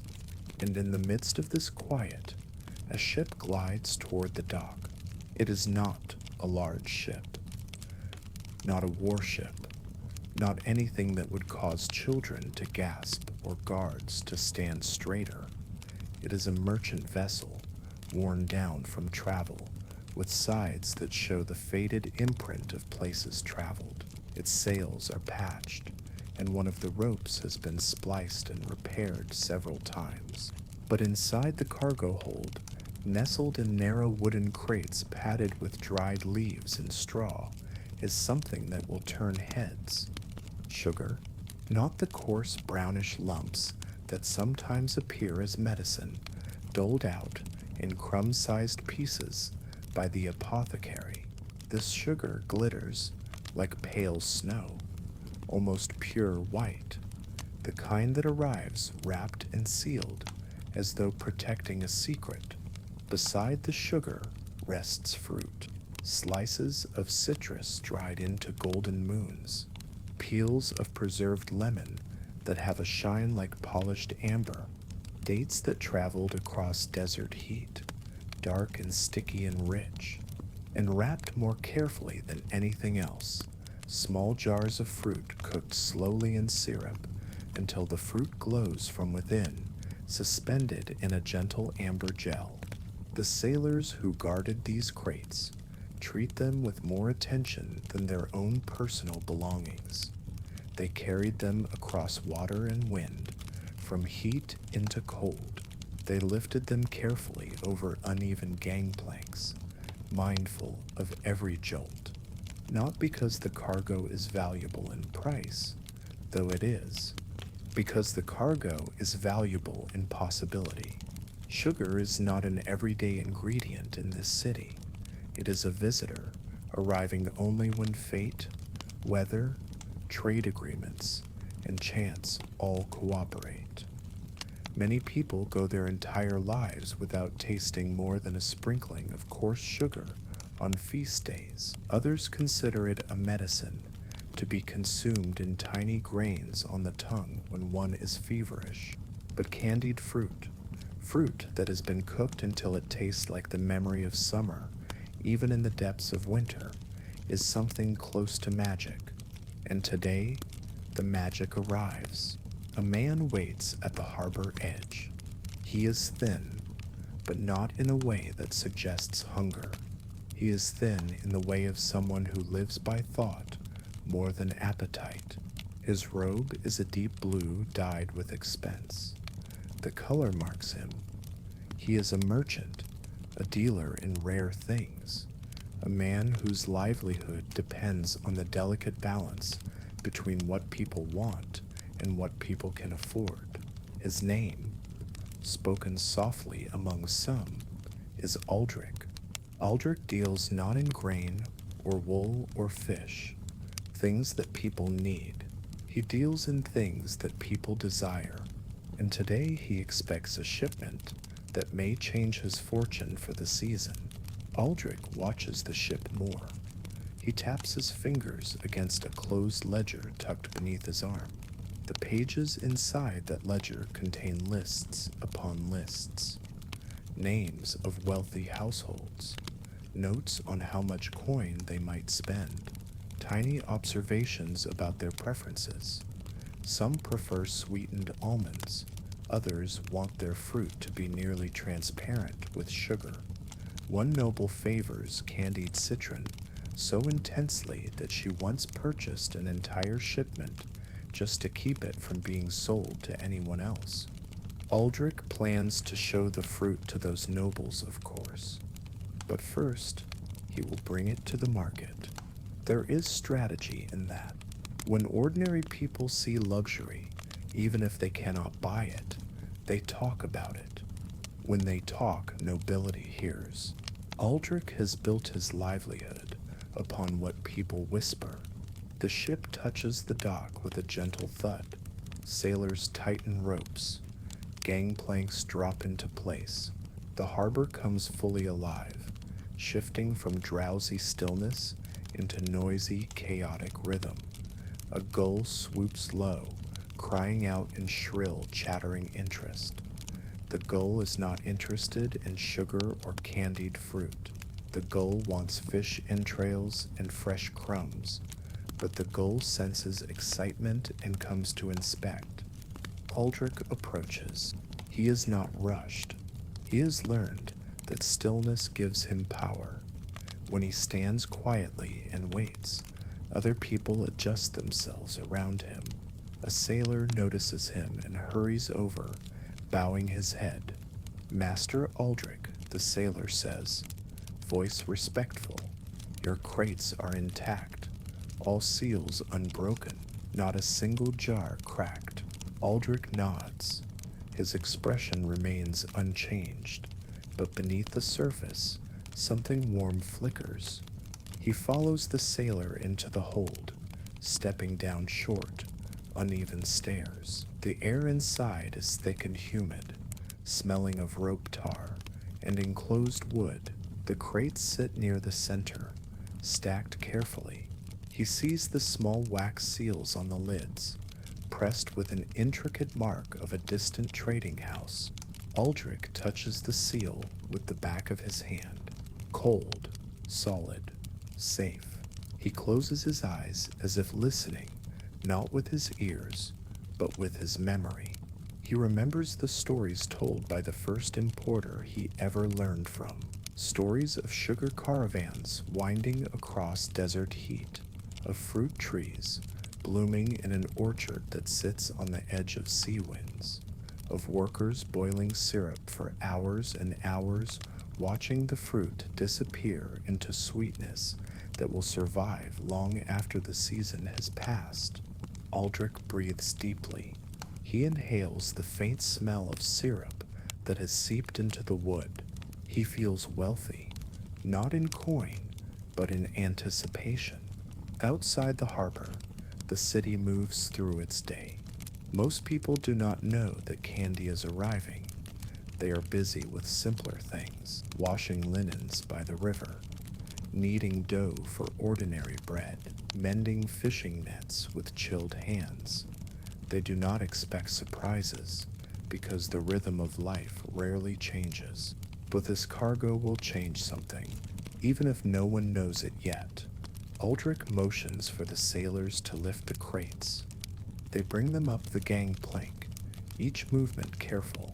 Drops of salt water drip from the crates as they emerge into sunlight, sparkling on the wood. The light hits one crate differently. The sailors pause. Something glimmers through a thin crack between boards. Golden syrup. Aldrich gently presses the wood, listening for weakness, but the crate remains sturdy.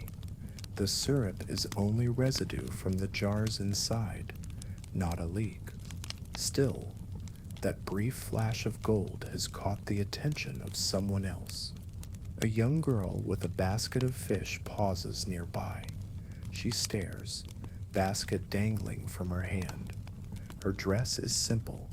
Her braids are messy from hours spent near the shore. She has never tasted sugar.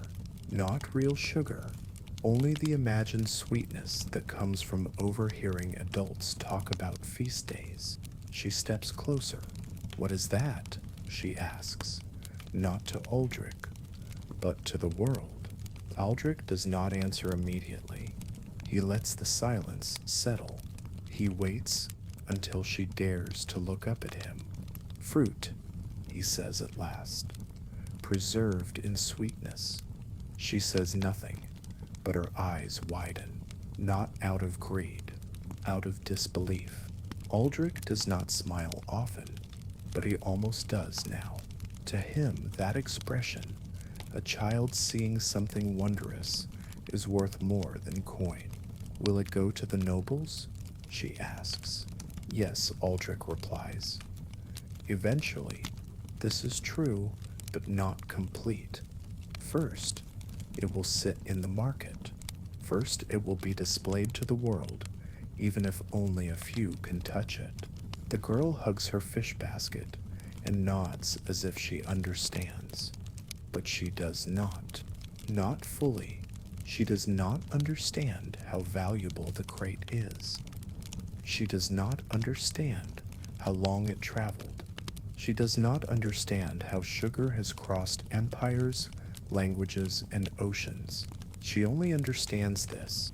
There is something precious inside that box, something she may never taste. She walks away slowly. Aldrich watches her go, thinking of every child who has stared at his stalls over the years. Children understand wonder better than adults. They recognize magic even when it sits inside a wooden crate wrapped in rope. The sailors finish unloading. The crates are stacked on a cart hitched to a sturdy horse. Aldrich ties a cloth around the crates, though everyone already knows he is carrying something important. He begins guiding the cart toward the market square. The horse walks with an easy gait, hooves clopping rhythmically against the worn cobblestone path. The sound is steady enough to soothe an anxious mind. Birds flutter overhead. A breeze moves through the streets, carrying the aroma of dough baking somewhere nearby. The city opens around Aldrich as he walks.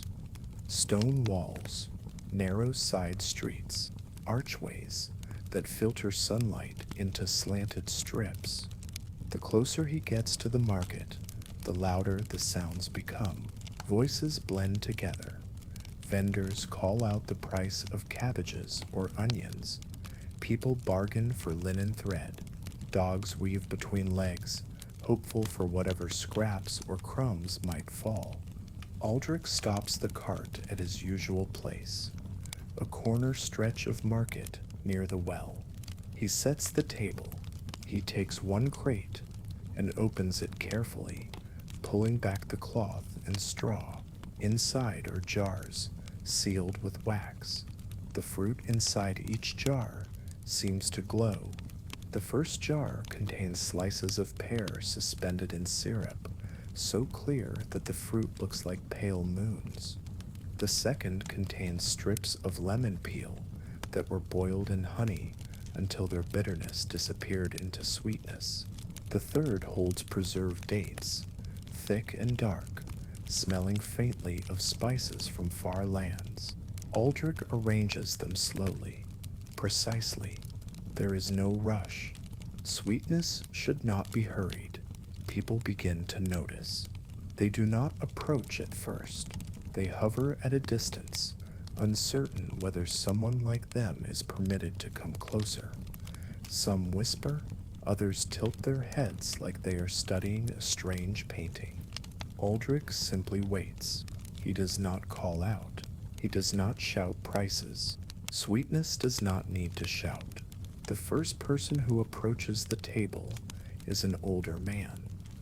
His cloak is threadbare, his boots dusty from road walking. He is not a noble, not even wealthy. He leans forward, studying the jars. "What is it?"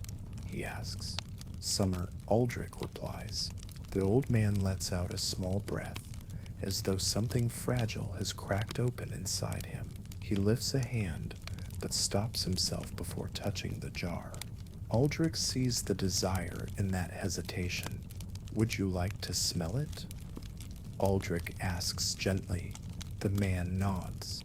Aldrich opens the jar with the preserved pear slices. A warm scent rises. Sugar, sunlight, something almost like memory itself. The man closes his eyes. He is transported. Not physically, emotionally. He sees something from long ago, an orchard perhaps, or a breath of sunshine on a younger day. Aldrich closes the jar and sets it down. The man has no coin. Aldrich already knows this. The man steps back, whispers thank you, and walks away.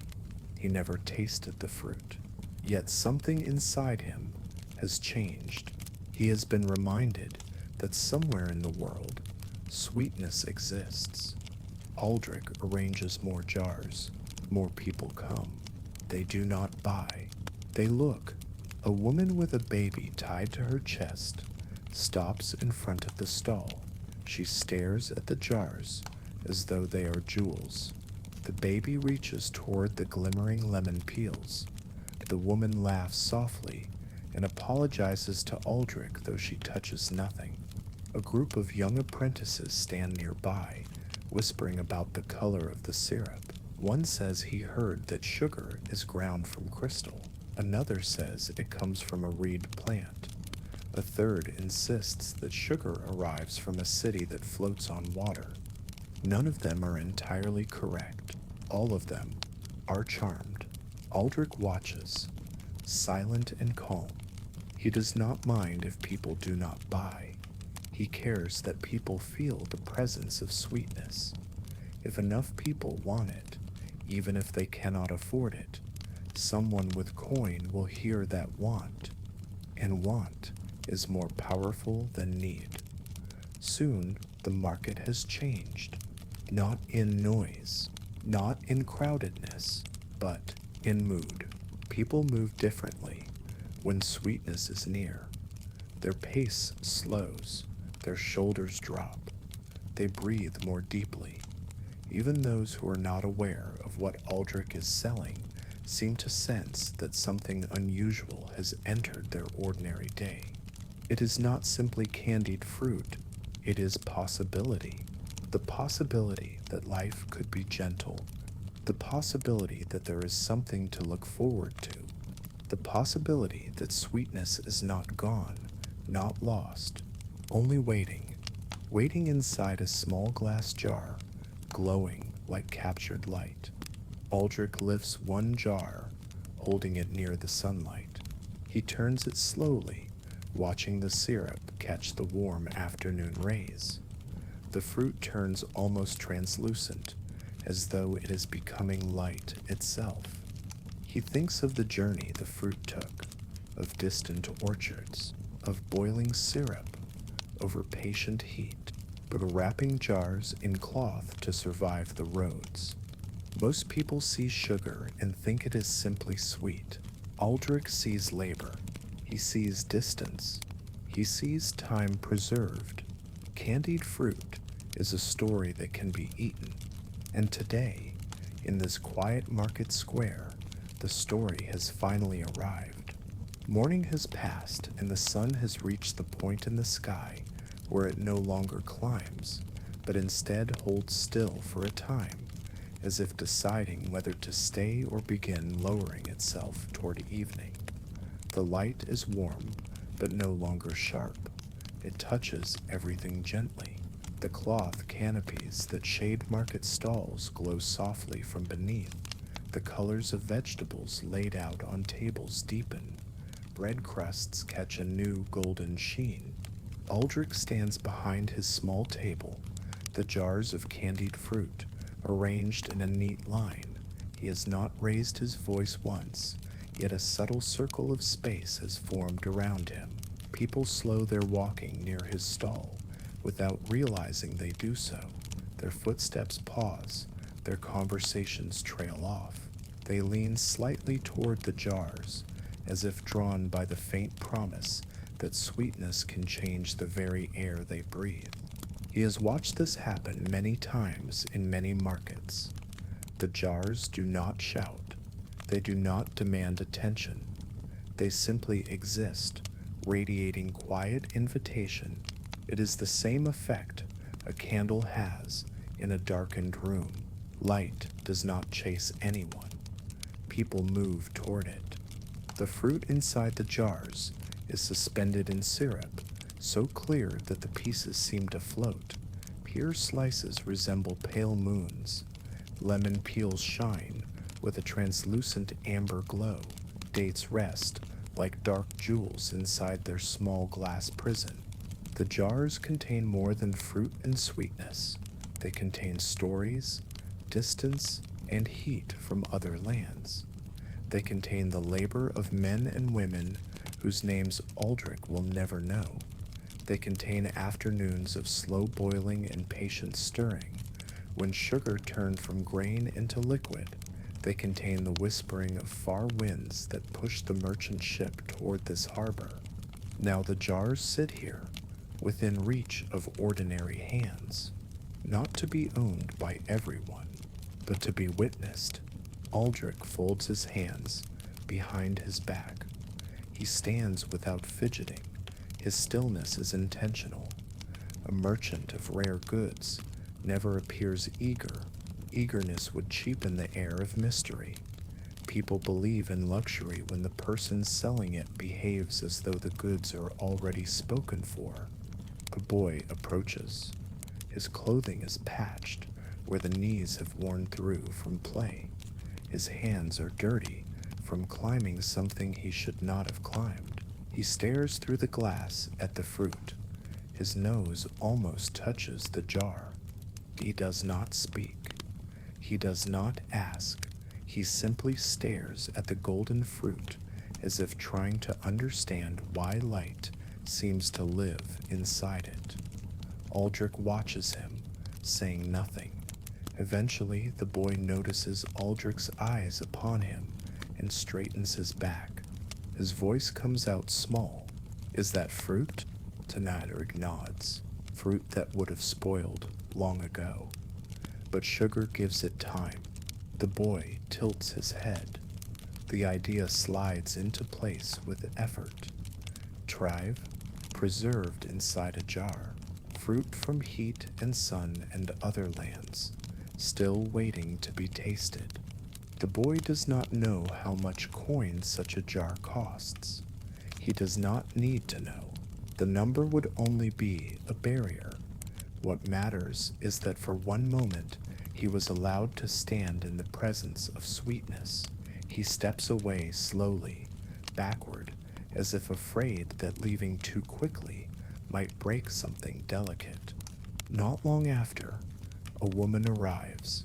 She wears a shawl around her shoulders, and her hair is coiled into a tight braid. She carries herself with a sense of importance, though she is not of high status. She is a cook in the household of someone wealthy. She places her hands on her hips and narrows her eyes at the jars. "Is that sugar from the south?" Aldrich inclines his head. "From far across the sea." Her lips purse. She studies the jars with the careful examination of someone who understands ingredients. She does not look at them as though they are treasures. She looks at them as though she is imagining the possibilities. Almond cakes filled with sweetened lemon peel, pear tarts brushed with syrup, spiced wine served with dates. She leans forward, lowering her voice. "If I were to buy a jar, could I say it came from a noble import?" Aldrich keeps his face calm. "You may say whatever you wish, so long as the jar is in your possession." She nods. That answer satisfies her. She leaves without purchasing anything, but Aldrich knows the look in her eyes. she will return, not for herself. For her employer, she will speak of these jars in the ear of a woman who enjoys luxury, a woman who does not wish to be outdone by her peers.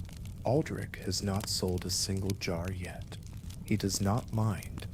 He has not come merely to sell. He has come to create desire. The market around him hums with its ordinary rhythm. Chickens cluck irritably inside wicker cages. A man with a sack of onions argues loudly about the price. A potter turns his cart so that his wares catch the sunlight.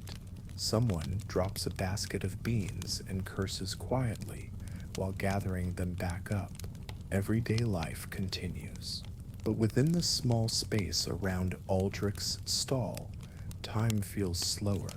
Near his table, people speak more softly. They lean closer.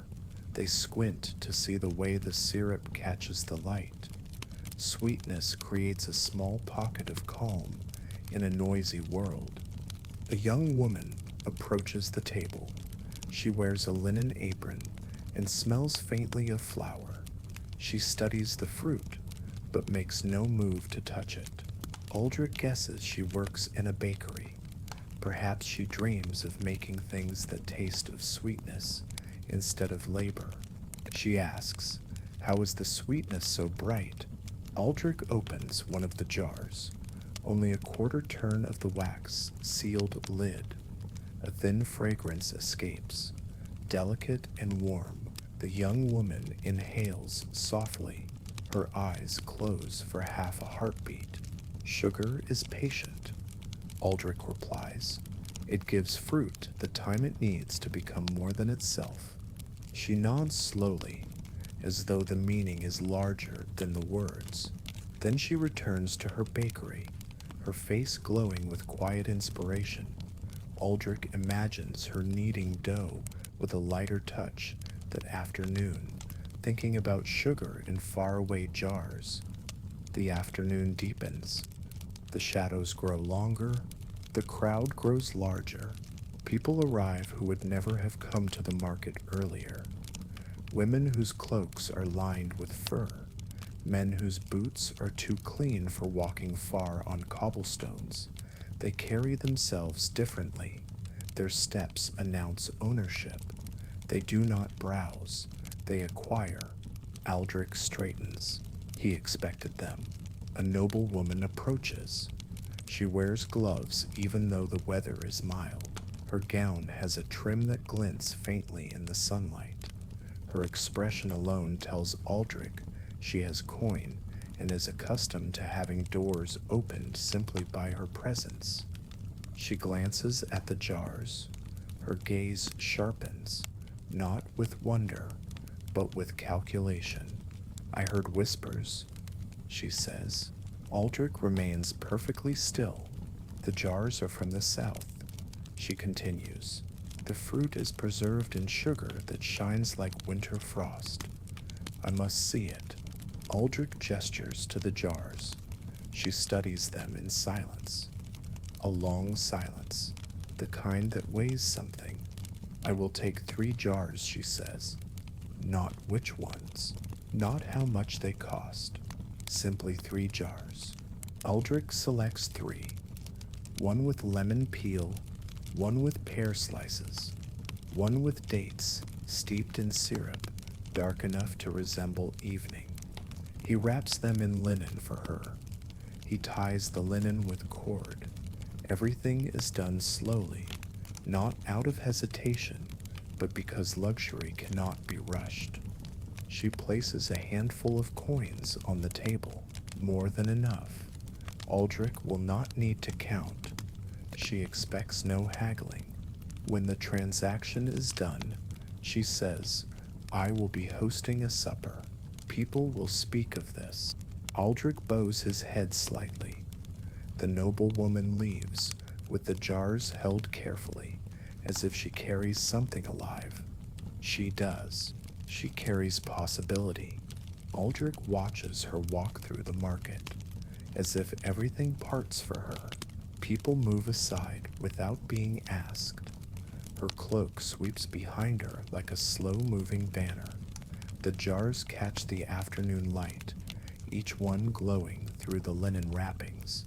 That is when Aldrich notices something. The little girl from the harbor is watching again. She is standing several stalls away, holding her basket of fish. She watches the noblewoman disappear from sight, eyes wide. Aldrich wonders what she feels. Jealousy, Todd's, or the quieter feeling, the one he knows too well from childhood. Longing, he turns his gaze toward the girl, and she meets his eyes. Her expression holds no accusation, only curiosity.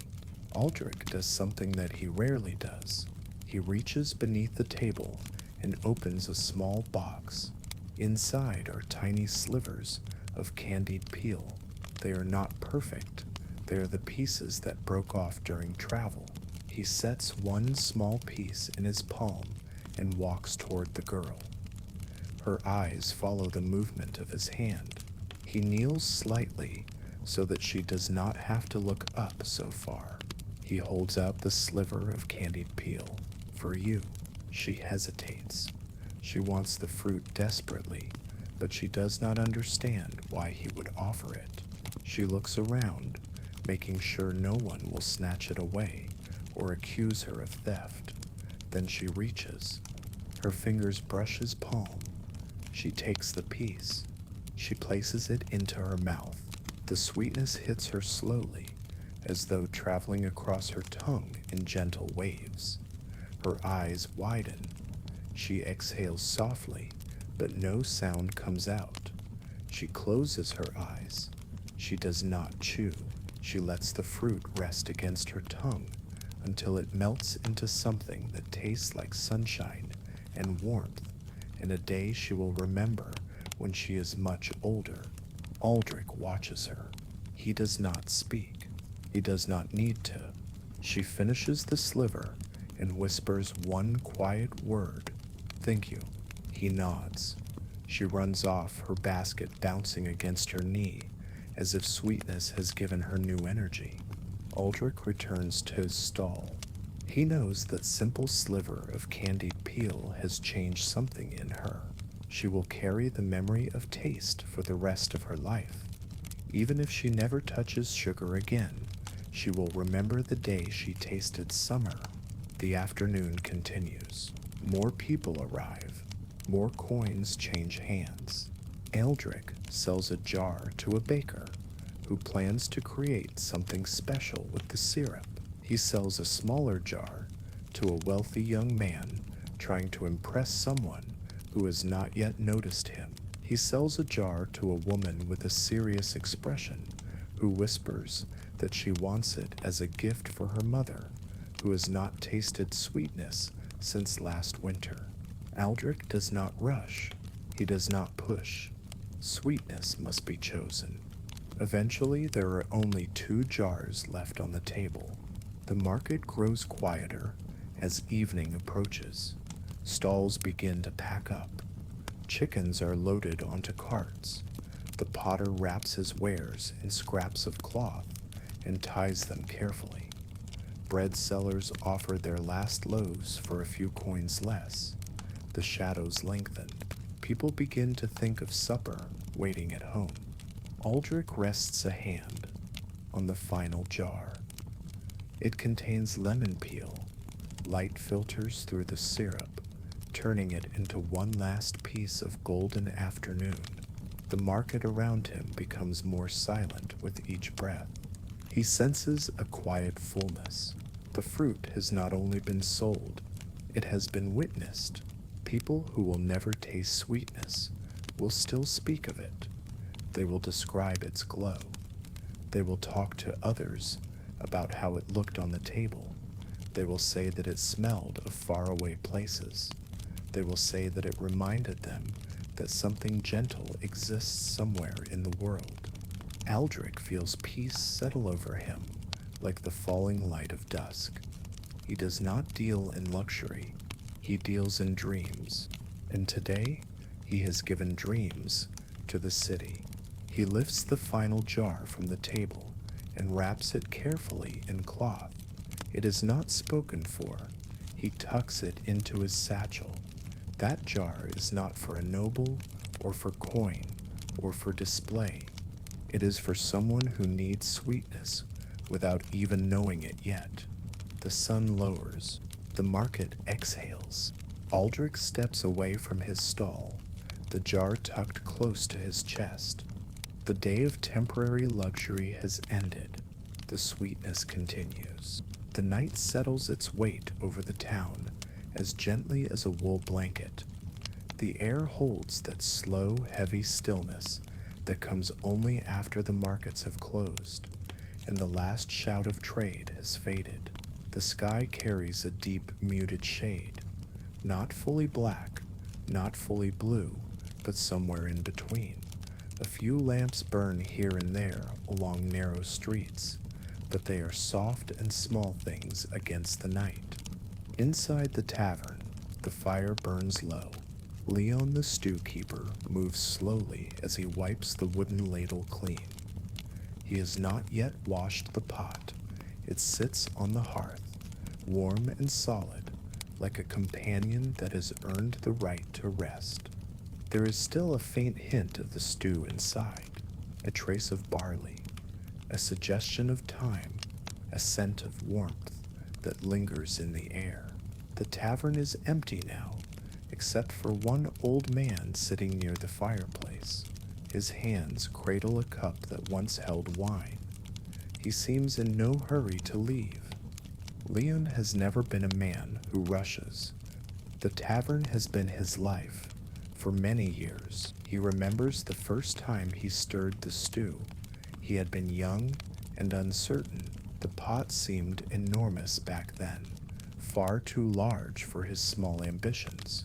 Yet somehow, each day led into the next, and then into years. A steady rhythm, a dependable comfort. Outside, the wind shifts. It slips beneath the tavern door and nudges the rushes spread across the floor.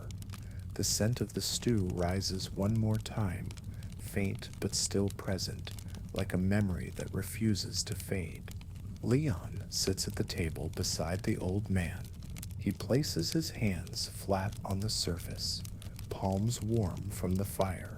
His hands are thick, marked by years of lifting the heavy pot and stirring slow circles. The old man looks at him and smiles. "I saw you give that boy stew earlier," the old man says, voice mild and crackling with age. Leon does not shrug. He simply nods. "Everyone deserves something warm," he answers. There are no grand speeches between them. They sit in companionable silence. The fire gives a soft hiss each time a log shifts. Leon is not a sentimental man, yet sometimes when the tavern is quiet and the pot nearly empty, he allows himself to consider the lives that have passed through his doorway, the travelers who bought stew before moving on to other towns, the workers who found comfort in it after long hours, the children who stared at the pot with wide eyes and empty bellies. And the stew, simple as it was, gave something that hunger takes away: ease, pause, a slowing down. Tonight, Leon allows the moment to stretch. The tavern holds a gentle hush. Even the fire seems reluctant to crackle too loudly. The old man leans back, closing his eyes. The light flickers over his lined face. Leon stands and returns to the hearth. He runs a cloth along the outside of the pot. The surface is worn from years of heat and water. He knows each small bump, each dent. He could recognize this pot in total darkness simply by touch. He opens the lid and peers inside. The stew is almost gone.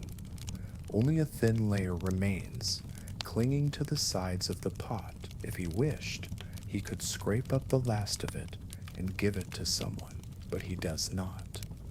The last bit belongs to the pot. A promise. A continuation. The pot should never be entirely empty. He sprinkles a pinch of barley into the bottom. It makes a soft sound as the grains hit the warm metal. He adds a splash of water from the nearby jug, then lays a few carrot ends beside it. These small beginnings will wait until morning, when new meat, new vegetables, and new herbs will join them. The stew begins again before the old stew has even fully ended. Leon loves the cycle. There is comfort in something that never truly stops. The pot is always in motion, even in its quietest moments. The door to the tavern creaks open. Both Leon and the old man turn. A young woman stands in the entryway, her cloak damp from evening mist. She looks hesitant, unsure whether she has arrived too late. Her stomach growls loudly, unable to hide its need. Leon nods toward the hearth. Sit. She lowers herself to the nearest bench. Her shoulders sag with exhaustion. She does not ask for stew. She probably assumes there is none left. Leon takes the ladle from the hook and runs it around the inside of the pot. There is not much, but warmth and flavor cling to every trace of what remains. He pours the thin mixture into a wooden bowl. He places it in front of her. It is not a full meal. It is not even truly a serving. Yet when she lifts the bowl to her lips, her eyes flutter closed. Warmth spreads through her hands and into her chest. "Thank you," she whispers. Leon shakes his head. No one should end a day hungry. The old man chuckles softly, eyes still half closed. The woman finishes the last sip, places the bowl down gently, and falls asleep at the table with her head resting on her arms. Leon drapes a folded cloth over her shoulders. She breathes slowly, deeply, as if in the presence of something safe. The tavern settles again. The fire dims to a red glow, hardly more than a smudge of light. Leon steps back and looks at the pot, now prepared for the next day. It will heat again at dawn. It will welcome weary hands and tired faces. It will offer steadiness in a world that asks much and gives little. The stew never changes the world, but night after night, ladle after ladle, it changes something smaller and more precious. It makes the world gentle. For one bowl at a time, Leon sits, closes his eyes, and rests. The tavern breathes around him, slow and soft. Outside, the wind carries the scent of rain, but inside there is only warmth. The pot waits at the hearth, patient and faithful. Tomorrow, it will begin again. With a handful of barley, with a few vegetables, with a ladle at the ready, and with the quiet certainty that somewhere someone will walk through the door and find comfort. Not because the stew is extraordinary, but because warmth, given freely, is its own kind of miracle. The morning begins before the sun even considers rising. In the soft darkness, long before the first hint of gold touches the rooftops of the town, a man named Rudy stands beside a cart. It is a wooden thing, patched and repatched, sturdy in a humble way. The wheels rarely turn without complaint, but they always turn. The cart has traveled along muddy roads, cobbled streets, and the narrow lanes between farm fields. It has seen more sunrises than Rudy can remember. In a quiet corner near the bridge, he prepares for another day. He is not a merchant of importance. He does not sell velvet or spices or fine metals. He sells fritters. They are the simplest indulgence, just bits of dough dropped carefully into hot fat until they puff and brown, crisp on the outside and soft within, sweet when honey is available, plain when honey is too dear, but always warm, always gentle, always satisfying. Rudy stands at the hearth pit he built from stones he gathered over many years. In the center, the coals blush faintly with the memory of yesterday's fire. He bends, his face lit by that soft ember glow. His breath creates clouds in the chilly morning air. The world around him is still asleep. Even the birds have not begun their songs. Rudy reaches into a small cloth bag. Inside rests flour, coarse and a little uneven. He pours some into a bowl. He adds water from a jug he drew from the river in the dark. He stirs slowly, not rushing, listening to the grainy whisper of dough forming beneath the spoon.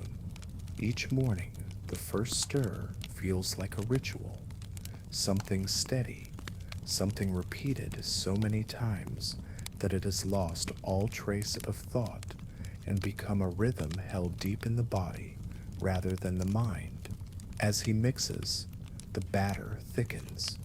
He watches it come together, folding and smoothing until it reaches the perfect softness.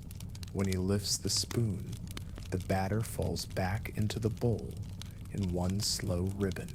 He nods. It is ready.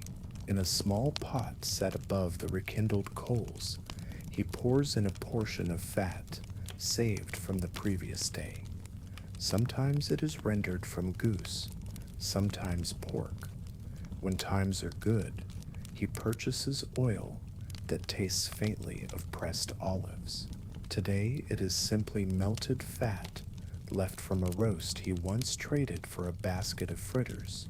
As the pot warms, the fat begins to shimmer.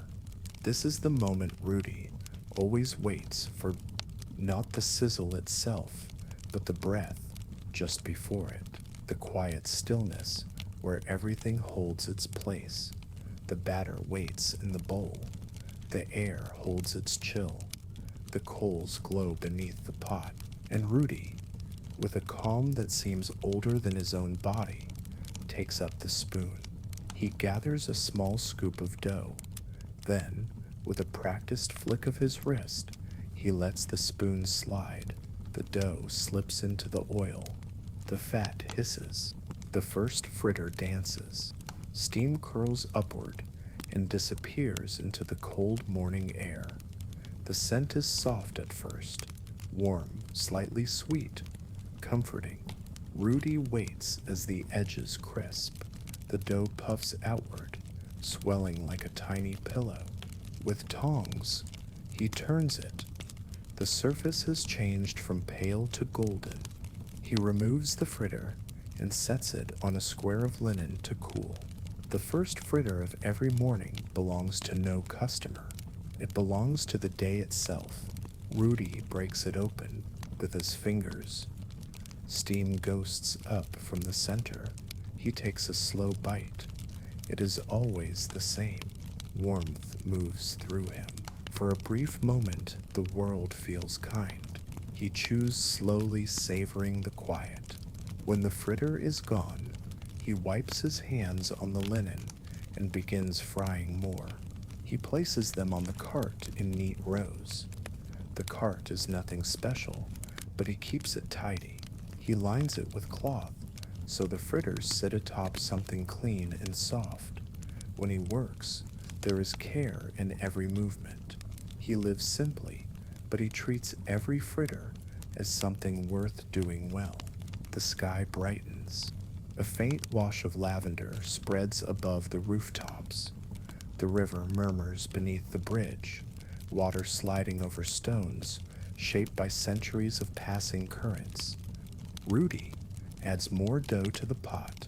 Each fritter joins the others on the cart. They pile into a small hill of golden circles. They glisten faintly in the soft morning light. Soon footsteps echo over the stones. A woman carrying laundry approaches. Her shawl is wrapped tightly around her shoulders, her eyes cast downward, still heavy with sleep. As she draws closer, the scent reaches her. She lifts her head. Is it morning already? Rudy gives a quiet smile. Only just. Would you like one? The woman pats the coin purse tied at her belt. She hesitates. She shakes her head gently. Not today. Maybe tomorrow. Rudy selects one fritter. He places it into her hand before she can protest. Warmth should be shared. Her eyes shine with gratitude. She takes a bite, closes her eyes, and the strain on her face softens. Even a single fritter has the power to lighten heavy thoughts. She walks on, leaving faint footprints in the dew that coats the stones of the bridge. Rudy continues cooking. More footsteps appear. A group of children carrying small baskets for morning errands. A fisherman with damp boots. A baker with flour in his hair. They gather around the cart, drawn by scent alone. Some buy one fritter. Some buy several. Some simply stand and watch, unsure whether they can afford the luxury. Rudy never asks questions. He looks at faces, not coin purses. If someone needs a fritter, he hands it to them. A life can feel heavy before the sun even rises. Warmth can make that burden lighter. The children munch theirs quickly, crumbs clinging to their fingertips, laughter spilling from them like sunlight. The fisherman eats his quietly, staring toward the river as though the taste anchors him to the moment. The baker buys two.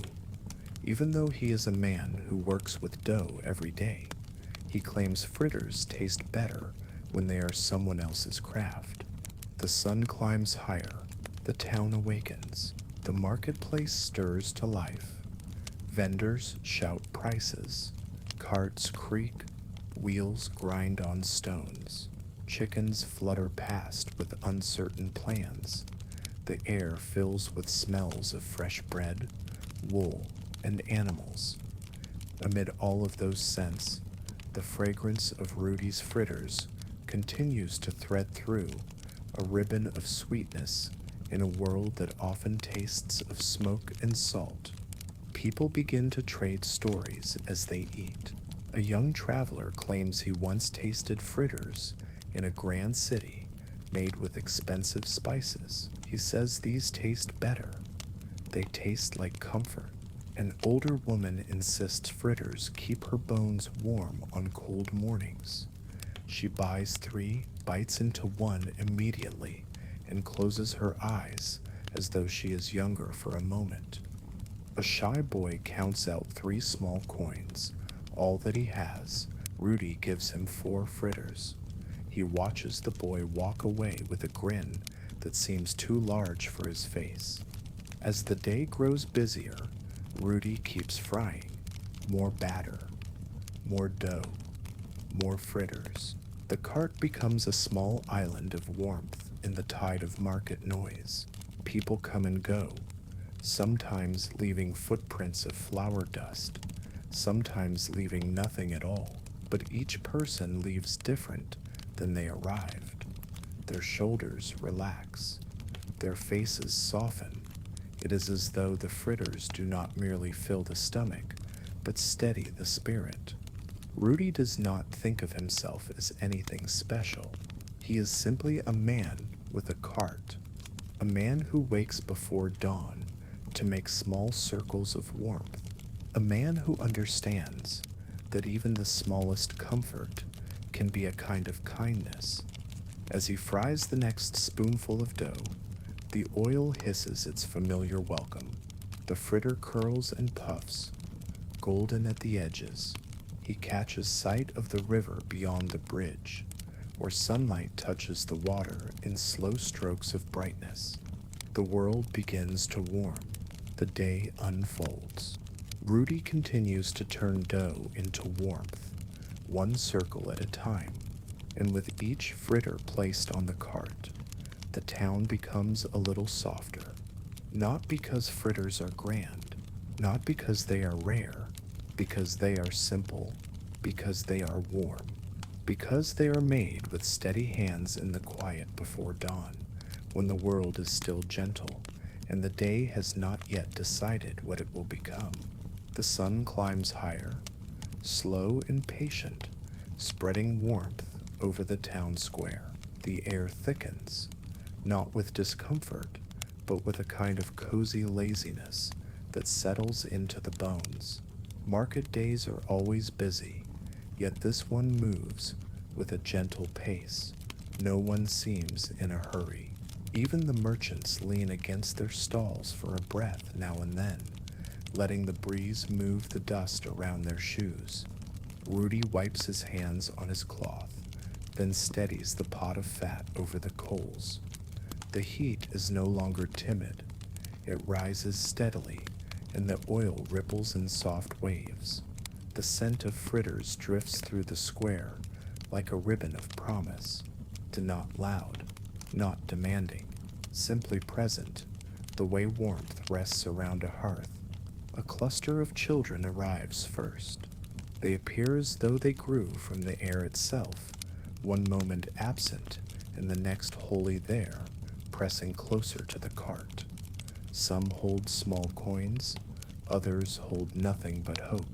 Rudy sees them and smiles. He reaches for the spoon again. The batter moves with a slow rhythm, stretchy and ready.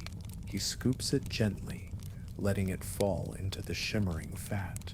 The oil greets it with a sighing hiss. The children watch with wide eyes. Watching a fritter in the oil is like watching time itself soften. One of the children, a girl with a frayed blue ribbon tied in her hair, leans forward on her toes. How do you know when they are ready? Rudy tilts the pan slightly, letting the oil lap against the sides of the fritter. It bobbles, then turns on its own. When they float and turn without help, the oil has welcomed them, he says. The girl nods solemnly, as if he has shared a secret of great magic. He places the fritters on the cloth in neat rows. The first one he hands to the girl with the blue ribbon. Her hands tremble with delight. She bites into it with the kind of reverence most people reserve for good news. A young boy stares at Rudy, his pockets empty. You can have one as well, Rudy says, placing a fritter gently into the boy's palm. But I have no coin, the boy whispers. Warmth does not always need coin, Rudy answers. The boy eats the fritter more slowly than any child ever has. He does not even blink, afraid the moment might disappear. When the children leave, their laughter lingers in the air like faint bells. The crowd thickens. Rudy recognizes the rhythm. The farmers come first. They arrive from the countryside, hauling baskets of herbs, onions, and small carrots, with their green tufted tops still attached. Their hands smell of earth. Soil clings to their shoes. When they reach Rudy's cart, they exchange a few vegetables for fritters. No words, only nods. Trade feels simpler than speech. The fritter cart has always accepted trade. Rudy once received a small carved wooden whistle from a little boy in exchange for 2 fritters. Another time, a woman paid for her fritters using a single egg resting delicately in her palm. Rudy never forgets these moments. The merchant arrives with a roll of dyed cloth slung over his shoulder. The fabric is blue, the deep color of river water just before nightfall. He buys 3 fritters and eats one immediately, closing his eyes. He keeps the other 2 tucked inside clean linen to take home. One for his wife, one for his daughter. Warmth travels farther when shared. A little later, a monk in brown wool robes approaches the cart. His sandals are dusty from walking, and sweat beads on his brow. He stands before Rudy and bows his head. "I should not indulge too often," he murmurs, his voice half serious. Rudy hands him a fritter without hesitation. Even monks need comfort. The monk laughs softly, eats the fritter, and stands completely still, as though absorbing peace through the taste. As the day grows warmer, Rudy continues working. Scoop, drop, sizzle, turn, rest. The rhythm is steady, like a simple lullaby the pot has memorized. The market unfolds around him in layers of sound. A wool seller calling out his prices, a goat bleating impatiently, a potter clinking bowls together as she stacks them. Above it all, the smoke from the fritter pot curls upward. The scent clings to the air and weaves into the fabric of people's clothing. It lingers in their hair and follows them long after they walk away. A weary apprentice, shoulders slumped with fatigue, stops at the cart. His hands shake with exhaustion. He looks at the fritters, swallowing hard. "Long morning," Rudy says. The apprentice nods. "The smith had me turning the bellows since dawn. My arms feel like old rope." Rudy gives him a fritter, warm and whole. "Your hands deserve rest," he says. "Eat slowly." The apprentice tears into the fritter with visible relief. After the first bite, his shoulders ease. After the second, his breathing slows. Warmth settles into him like a quiet reassurance. The sun reaches its highest point. Shadows shorten. The stones beneath Rudy's feet hold heat. The air ripples faintly near the cart, especially around the pot. Rudy wipes sweat from his brow and keeps working. His motion never falters. A gentle breeze brushes against him, carrying hints of lavender from a nearby stall. A woman selling herbs calls out to potential customers in a voice like soft bells. Every now and then she closes her eyes and inhales deeply, letting the scent of fritters drift her way. "It smells like childhood," she murmurs to no one at all. Rudy does not look up, but he hears her. The corner of his mouth curves in a small, contented smile.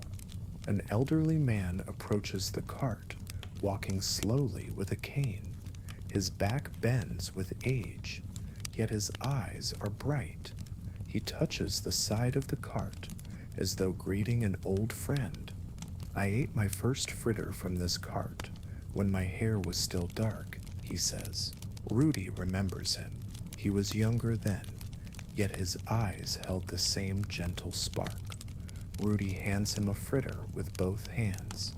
"For old times," Rudy says. The man takes a bite, chuckling. Still warm enough to melt the years. The crowd keeps shifting. People come and go. Some speak, some say nothing. Some bring coins. Others bring only hunger and hope. Rudy never keeps track of what is earned or traded or given away. The cart is not a business. It is a place of pause, the place for people to breathe. The sun continues its slow travel across the sky, and the heat settles like a soft blanket over the square. Even the river moves lazily under the bridge, a gentle ribbon of water with nowhere urgent to be. The fritters keep coming, circle after circle, batch after batch, tiny warm miracles. Nothing grand, nothing rare, just simple goodness offered from steady hands. By the time the sky begins to shift, shading from bright gold into a softer tone, Rudy's batter bowl is nearly empty. The rows on the cart are thinner now, but the warmth around the cart remains, held not just in the fritters, but in every moment shared. The crowd begins to thin. There will be another batch soon, later in the day, when the light softens again, but for now, the cart and the man beside it breathe together in a small pocket of peace. Rudy rests his hands on the wooden edge of the cart. He looks out over the town. The marketplace glows beneath the sun. People walk away with full hands and fuller hearts, and the day continues, slow and sweet like warm dough, finding its perfect shape in gentle oil. The day exhales. The sun lowers itself toward the horizon, slow and unhurried, as though it too has been softened by the scent of warm fritters. The bright heat of midday has dissolved into gentler light, the kind that wraps the marketplace in quiet gold. Shadows stretch long and thin, reaching out across the cobbles like fingers content simply to touch the earth. Rudy stands beside his cart. The batter bowl is nearly empty. The pot of oil sighs with every movement of the coals. The crowd has thinned into a handful of wandering shoppers, most heading home with baskets full of vegetables, fabric, or perhaps only the day's stories. This time of evening is his favorite. The market has spent itself. The noise has faded. Even the animals seem to soften their sounds. The air cools, drifting through the square in small breaths. Wool cloaks flutter lightly. The river catches the last of the sunlight and scatters it across the stone bridge in pale ripples. The fritter cart remains a small circle of warmth, not loud, not busy, just steady. Rudy stirs the batter once more. The motion is slow, unhurried. He watches as what remains gathers along the spoon. A gentle gravity holds the batter before letting it fall back into the bowl. This last batch always feels different. He scoops the final spoonful. He lowers it into the warm oil. The fritter slips beneath the surface and rises. With a faint sizzle, a soft bob, heat shapes it, and the outside turns golden once more. Rudy turns it only once, knowing the oil understands what he asks of it. He sets the finished fritter on a small square of cloth. There is no rush now. The world has settled into stillness. A woman approaches the cart, her hands tucked into the sleeves of her worn cloak. She moves slowly, as though she is unsure whether she should disturb the moment at all. Are there any left? Not many, Rudy says. Just the last two. The woman hesitates. I should not. Supper waits at home. He watches her eyes, the faint pull of longing behind her careful restraint. Warmth is not meant to wait, Rudy answers. She smiles then. A small, tired smile, the kind that holds more than words can express. She buys a single fritter and walks away, cradling it gently between her hands as though it carries something fragile. Rudy remains by the cart, hands resting on the wood. The last fritter sits alone on the cloth. He knows exactly who it is meant for. From the direction of the river bridge, footsteps echo against stone. They are uneven, dragging slightly. A young man limps toward the cart, one leg wrapped in a cloth binding. Dirt smudges his face. He looks as though the road has swallowed weeks of his life. Rudy has seen travelers like him before, searchers, wanderers, souls who move because standing still hurts more. The young man stops before the cart. I do not have coin, he says quietly. Rudy hands him the last fritter. Coin is not required, he replies. Only hunger. The traveler accepts it as though Rudy has placed the entire evening into his hands. He bites slowly. He closes his eyes. The tension in his shoulders loosens, just a little. Thank you, he whispers. Safe travels, Rudy answers. The young man nods and walks toward the fading light, leaving only the soft echo of footsteps on stone. The cart is now empty. The bowl is scraped clean. The cloth lies flat. The pot cools. And yet, nothing feels like an ending. The day has been full of fritters, but it was never about them. It was about the warmth they carried from Rudy's hands into the world. The fritters have traveled in pockets, in small cloth bundles, in eager hands and tired hands. They have been traded for coins, for eggs, for carved whistles, for gratitude. They have been exchanged for stories. The marketplace around him slowly dissolves into evening. Stall owners gather their goods. Oxen shift restlessly in harnesses. Chickens are rounded up. Someone begins to sing a low tune, more hum than melody. Rudy wipes the pot with cloth and sets it carefully in the cart. The cart is heavier now, not in weight, but in the memory of every person whose face softened when they tasted warmth. Rudy tightens the rope that holds the pot in place. He does not lock anything.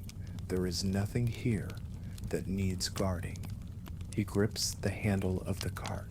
He begins to walk. The wheels complain at first. Then they settle into their familiar creaking rhythm, a song only he and the cart truly understand. The river glimmers beside him as he crosses the bridge, the cart rolling over stone worn smooth by generations of feet. He walks slowly. No one hurries him. Ahead, the town thins into small clusters of houses. The fields beyond lie quiet beneath the evening sky. The last of the light touches the tops of the grass and settles gently into the folds of the landscape. Rudy steers the cart to its resting place, a sheltered alcove beside a low hedge near the riverbank. He covers the pot with cloth, pats the wooden side of the cart as though saying good night, and sits on a small stone. The sky shifts into deeper colors, lavender, dusty blue. Finally, the muted shade that signals the stars are near. Rudy closes his eyes. His hands are tired. His legs ache, but his heart is steady. The day was enough. The warmth he gave will linger in the bellies and bones of those who tasted it. Somewhere, a child will sleep easier because the world gave them sweetness. Somewhere, a weary traveler will remember the fritter more than the hunger that came before it. Somewhere, laughter will stretch into evening because of a single warm bite. Rudy opens his eyes and looks toward the fading streak of color along the horizon. Tomorrow before dawn, he will rise again. He will mix flour and water. He will stir batter. He will scoop dough. He will listen for the first sizzle. He will stand beside his cart and watch as the world approaches with hunger and with hope, because warmth, offered freely, always finds its way back, not through coin, not through trade, through hearts that needed softness, and found it in a simple circle of dough, gently lowered into hot oil at the quiet beginning of day.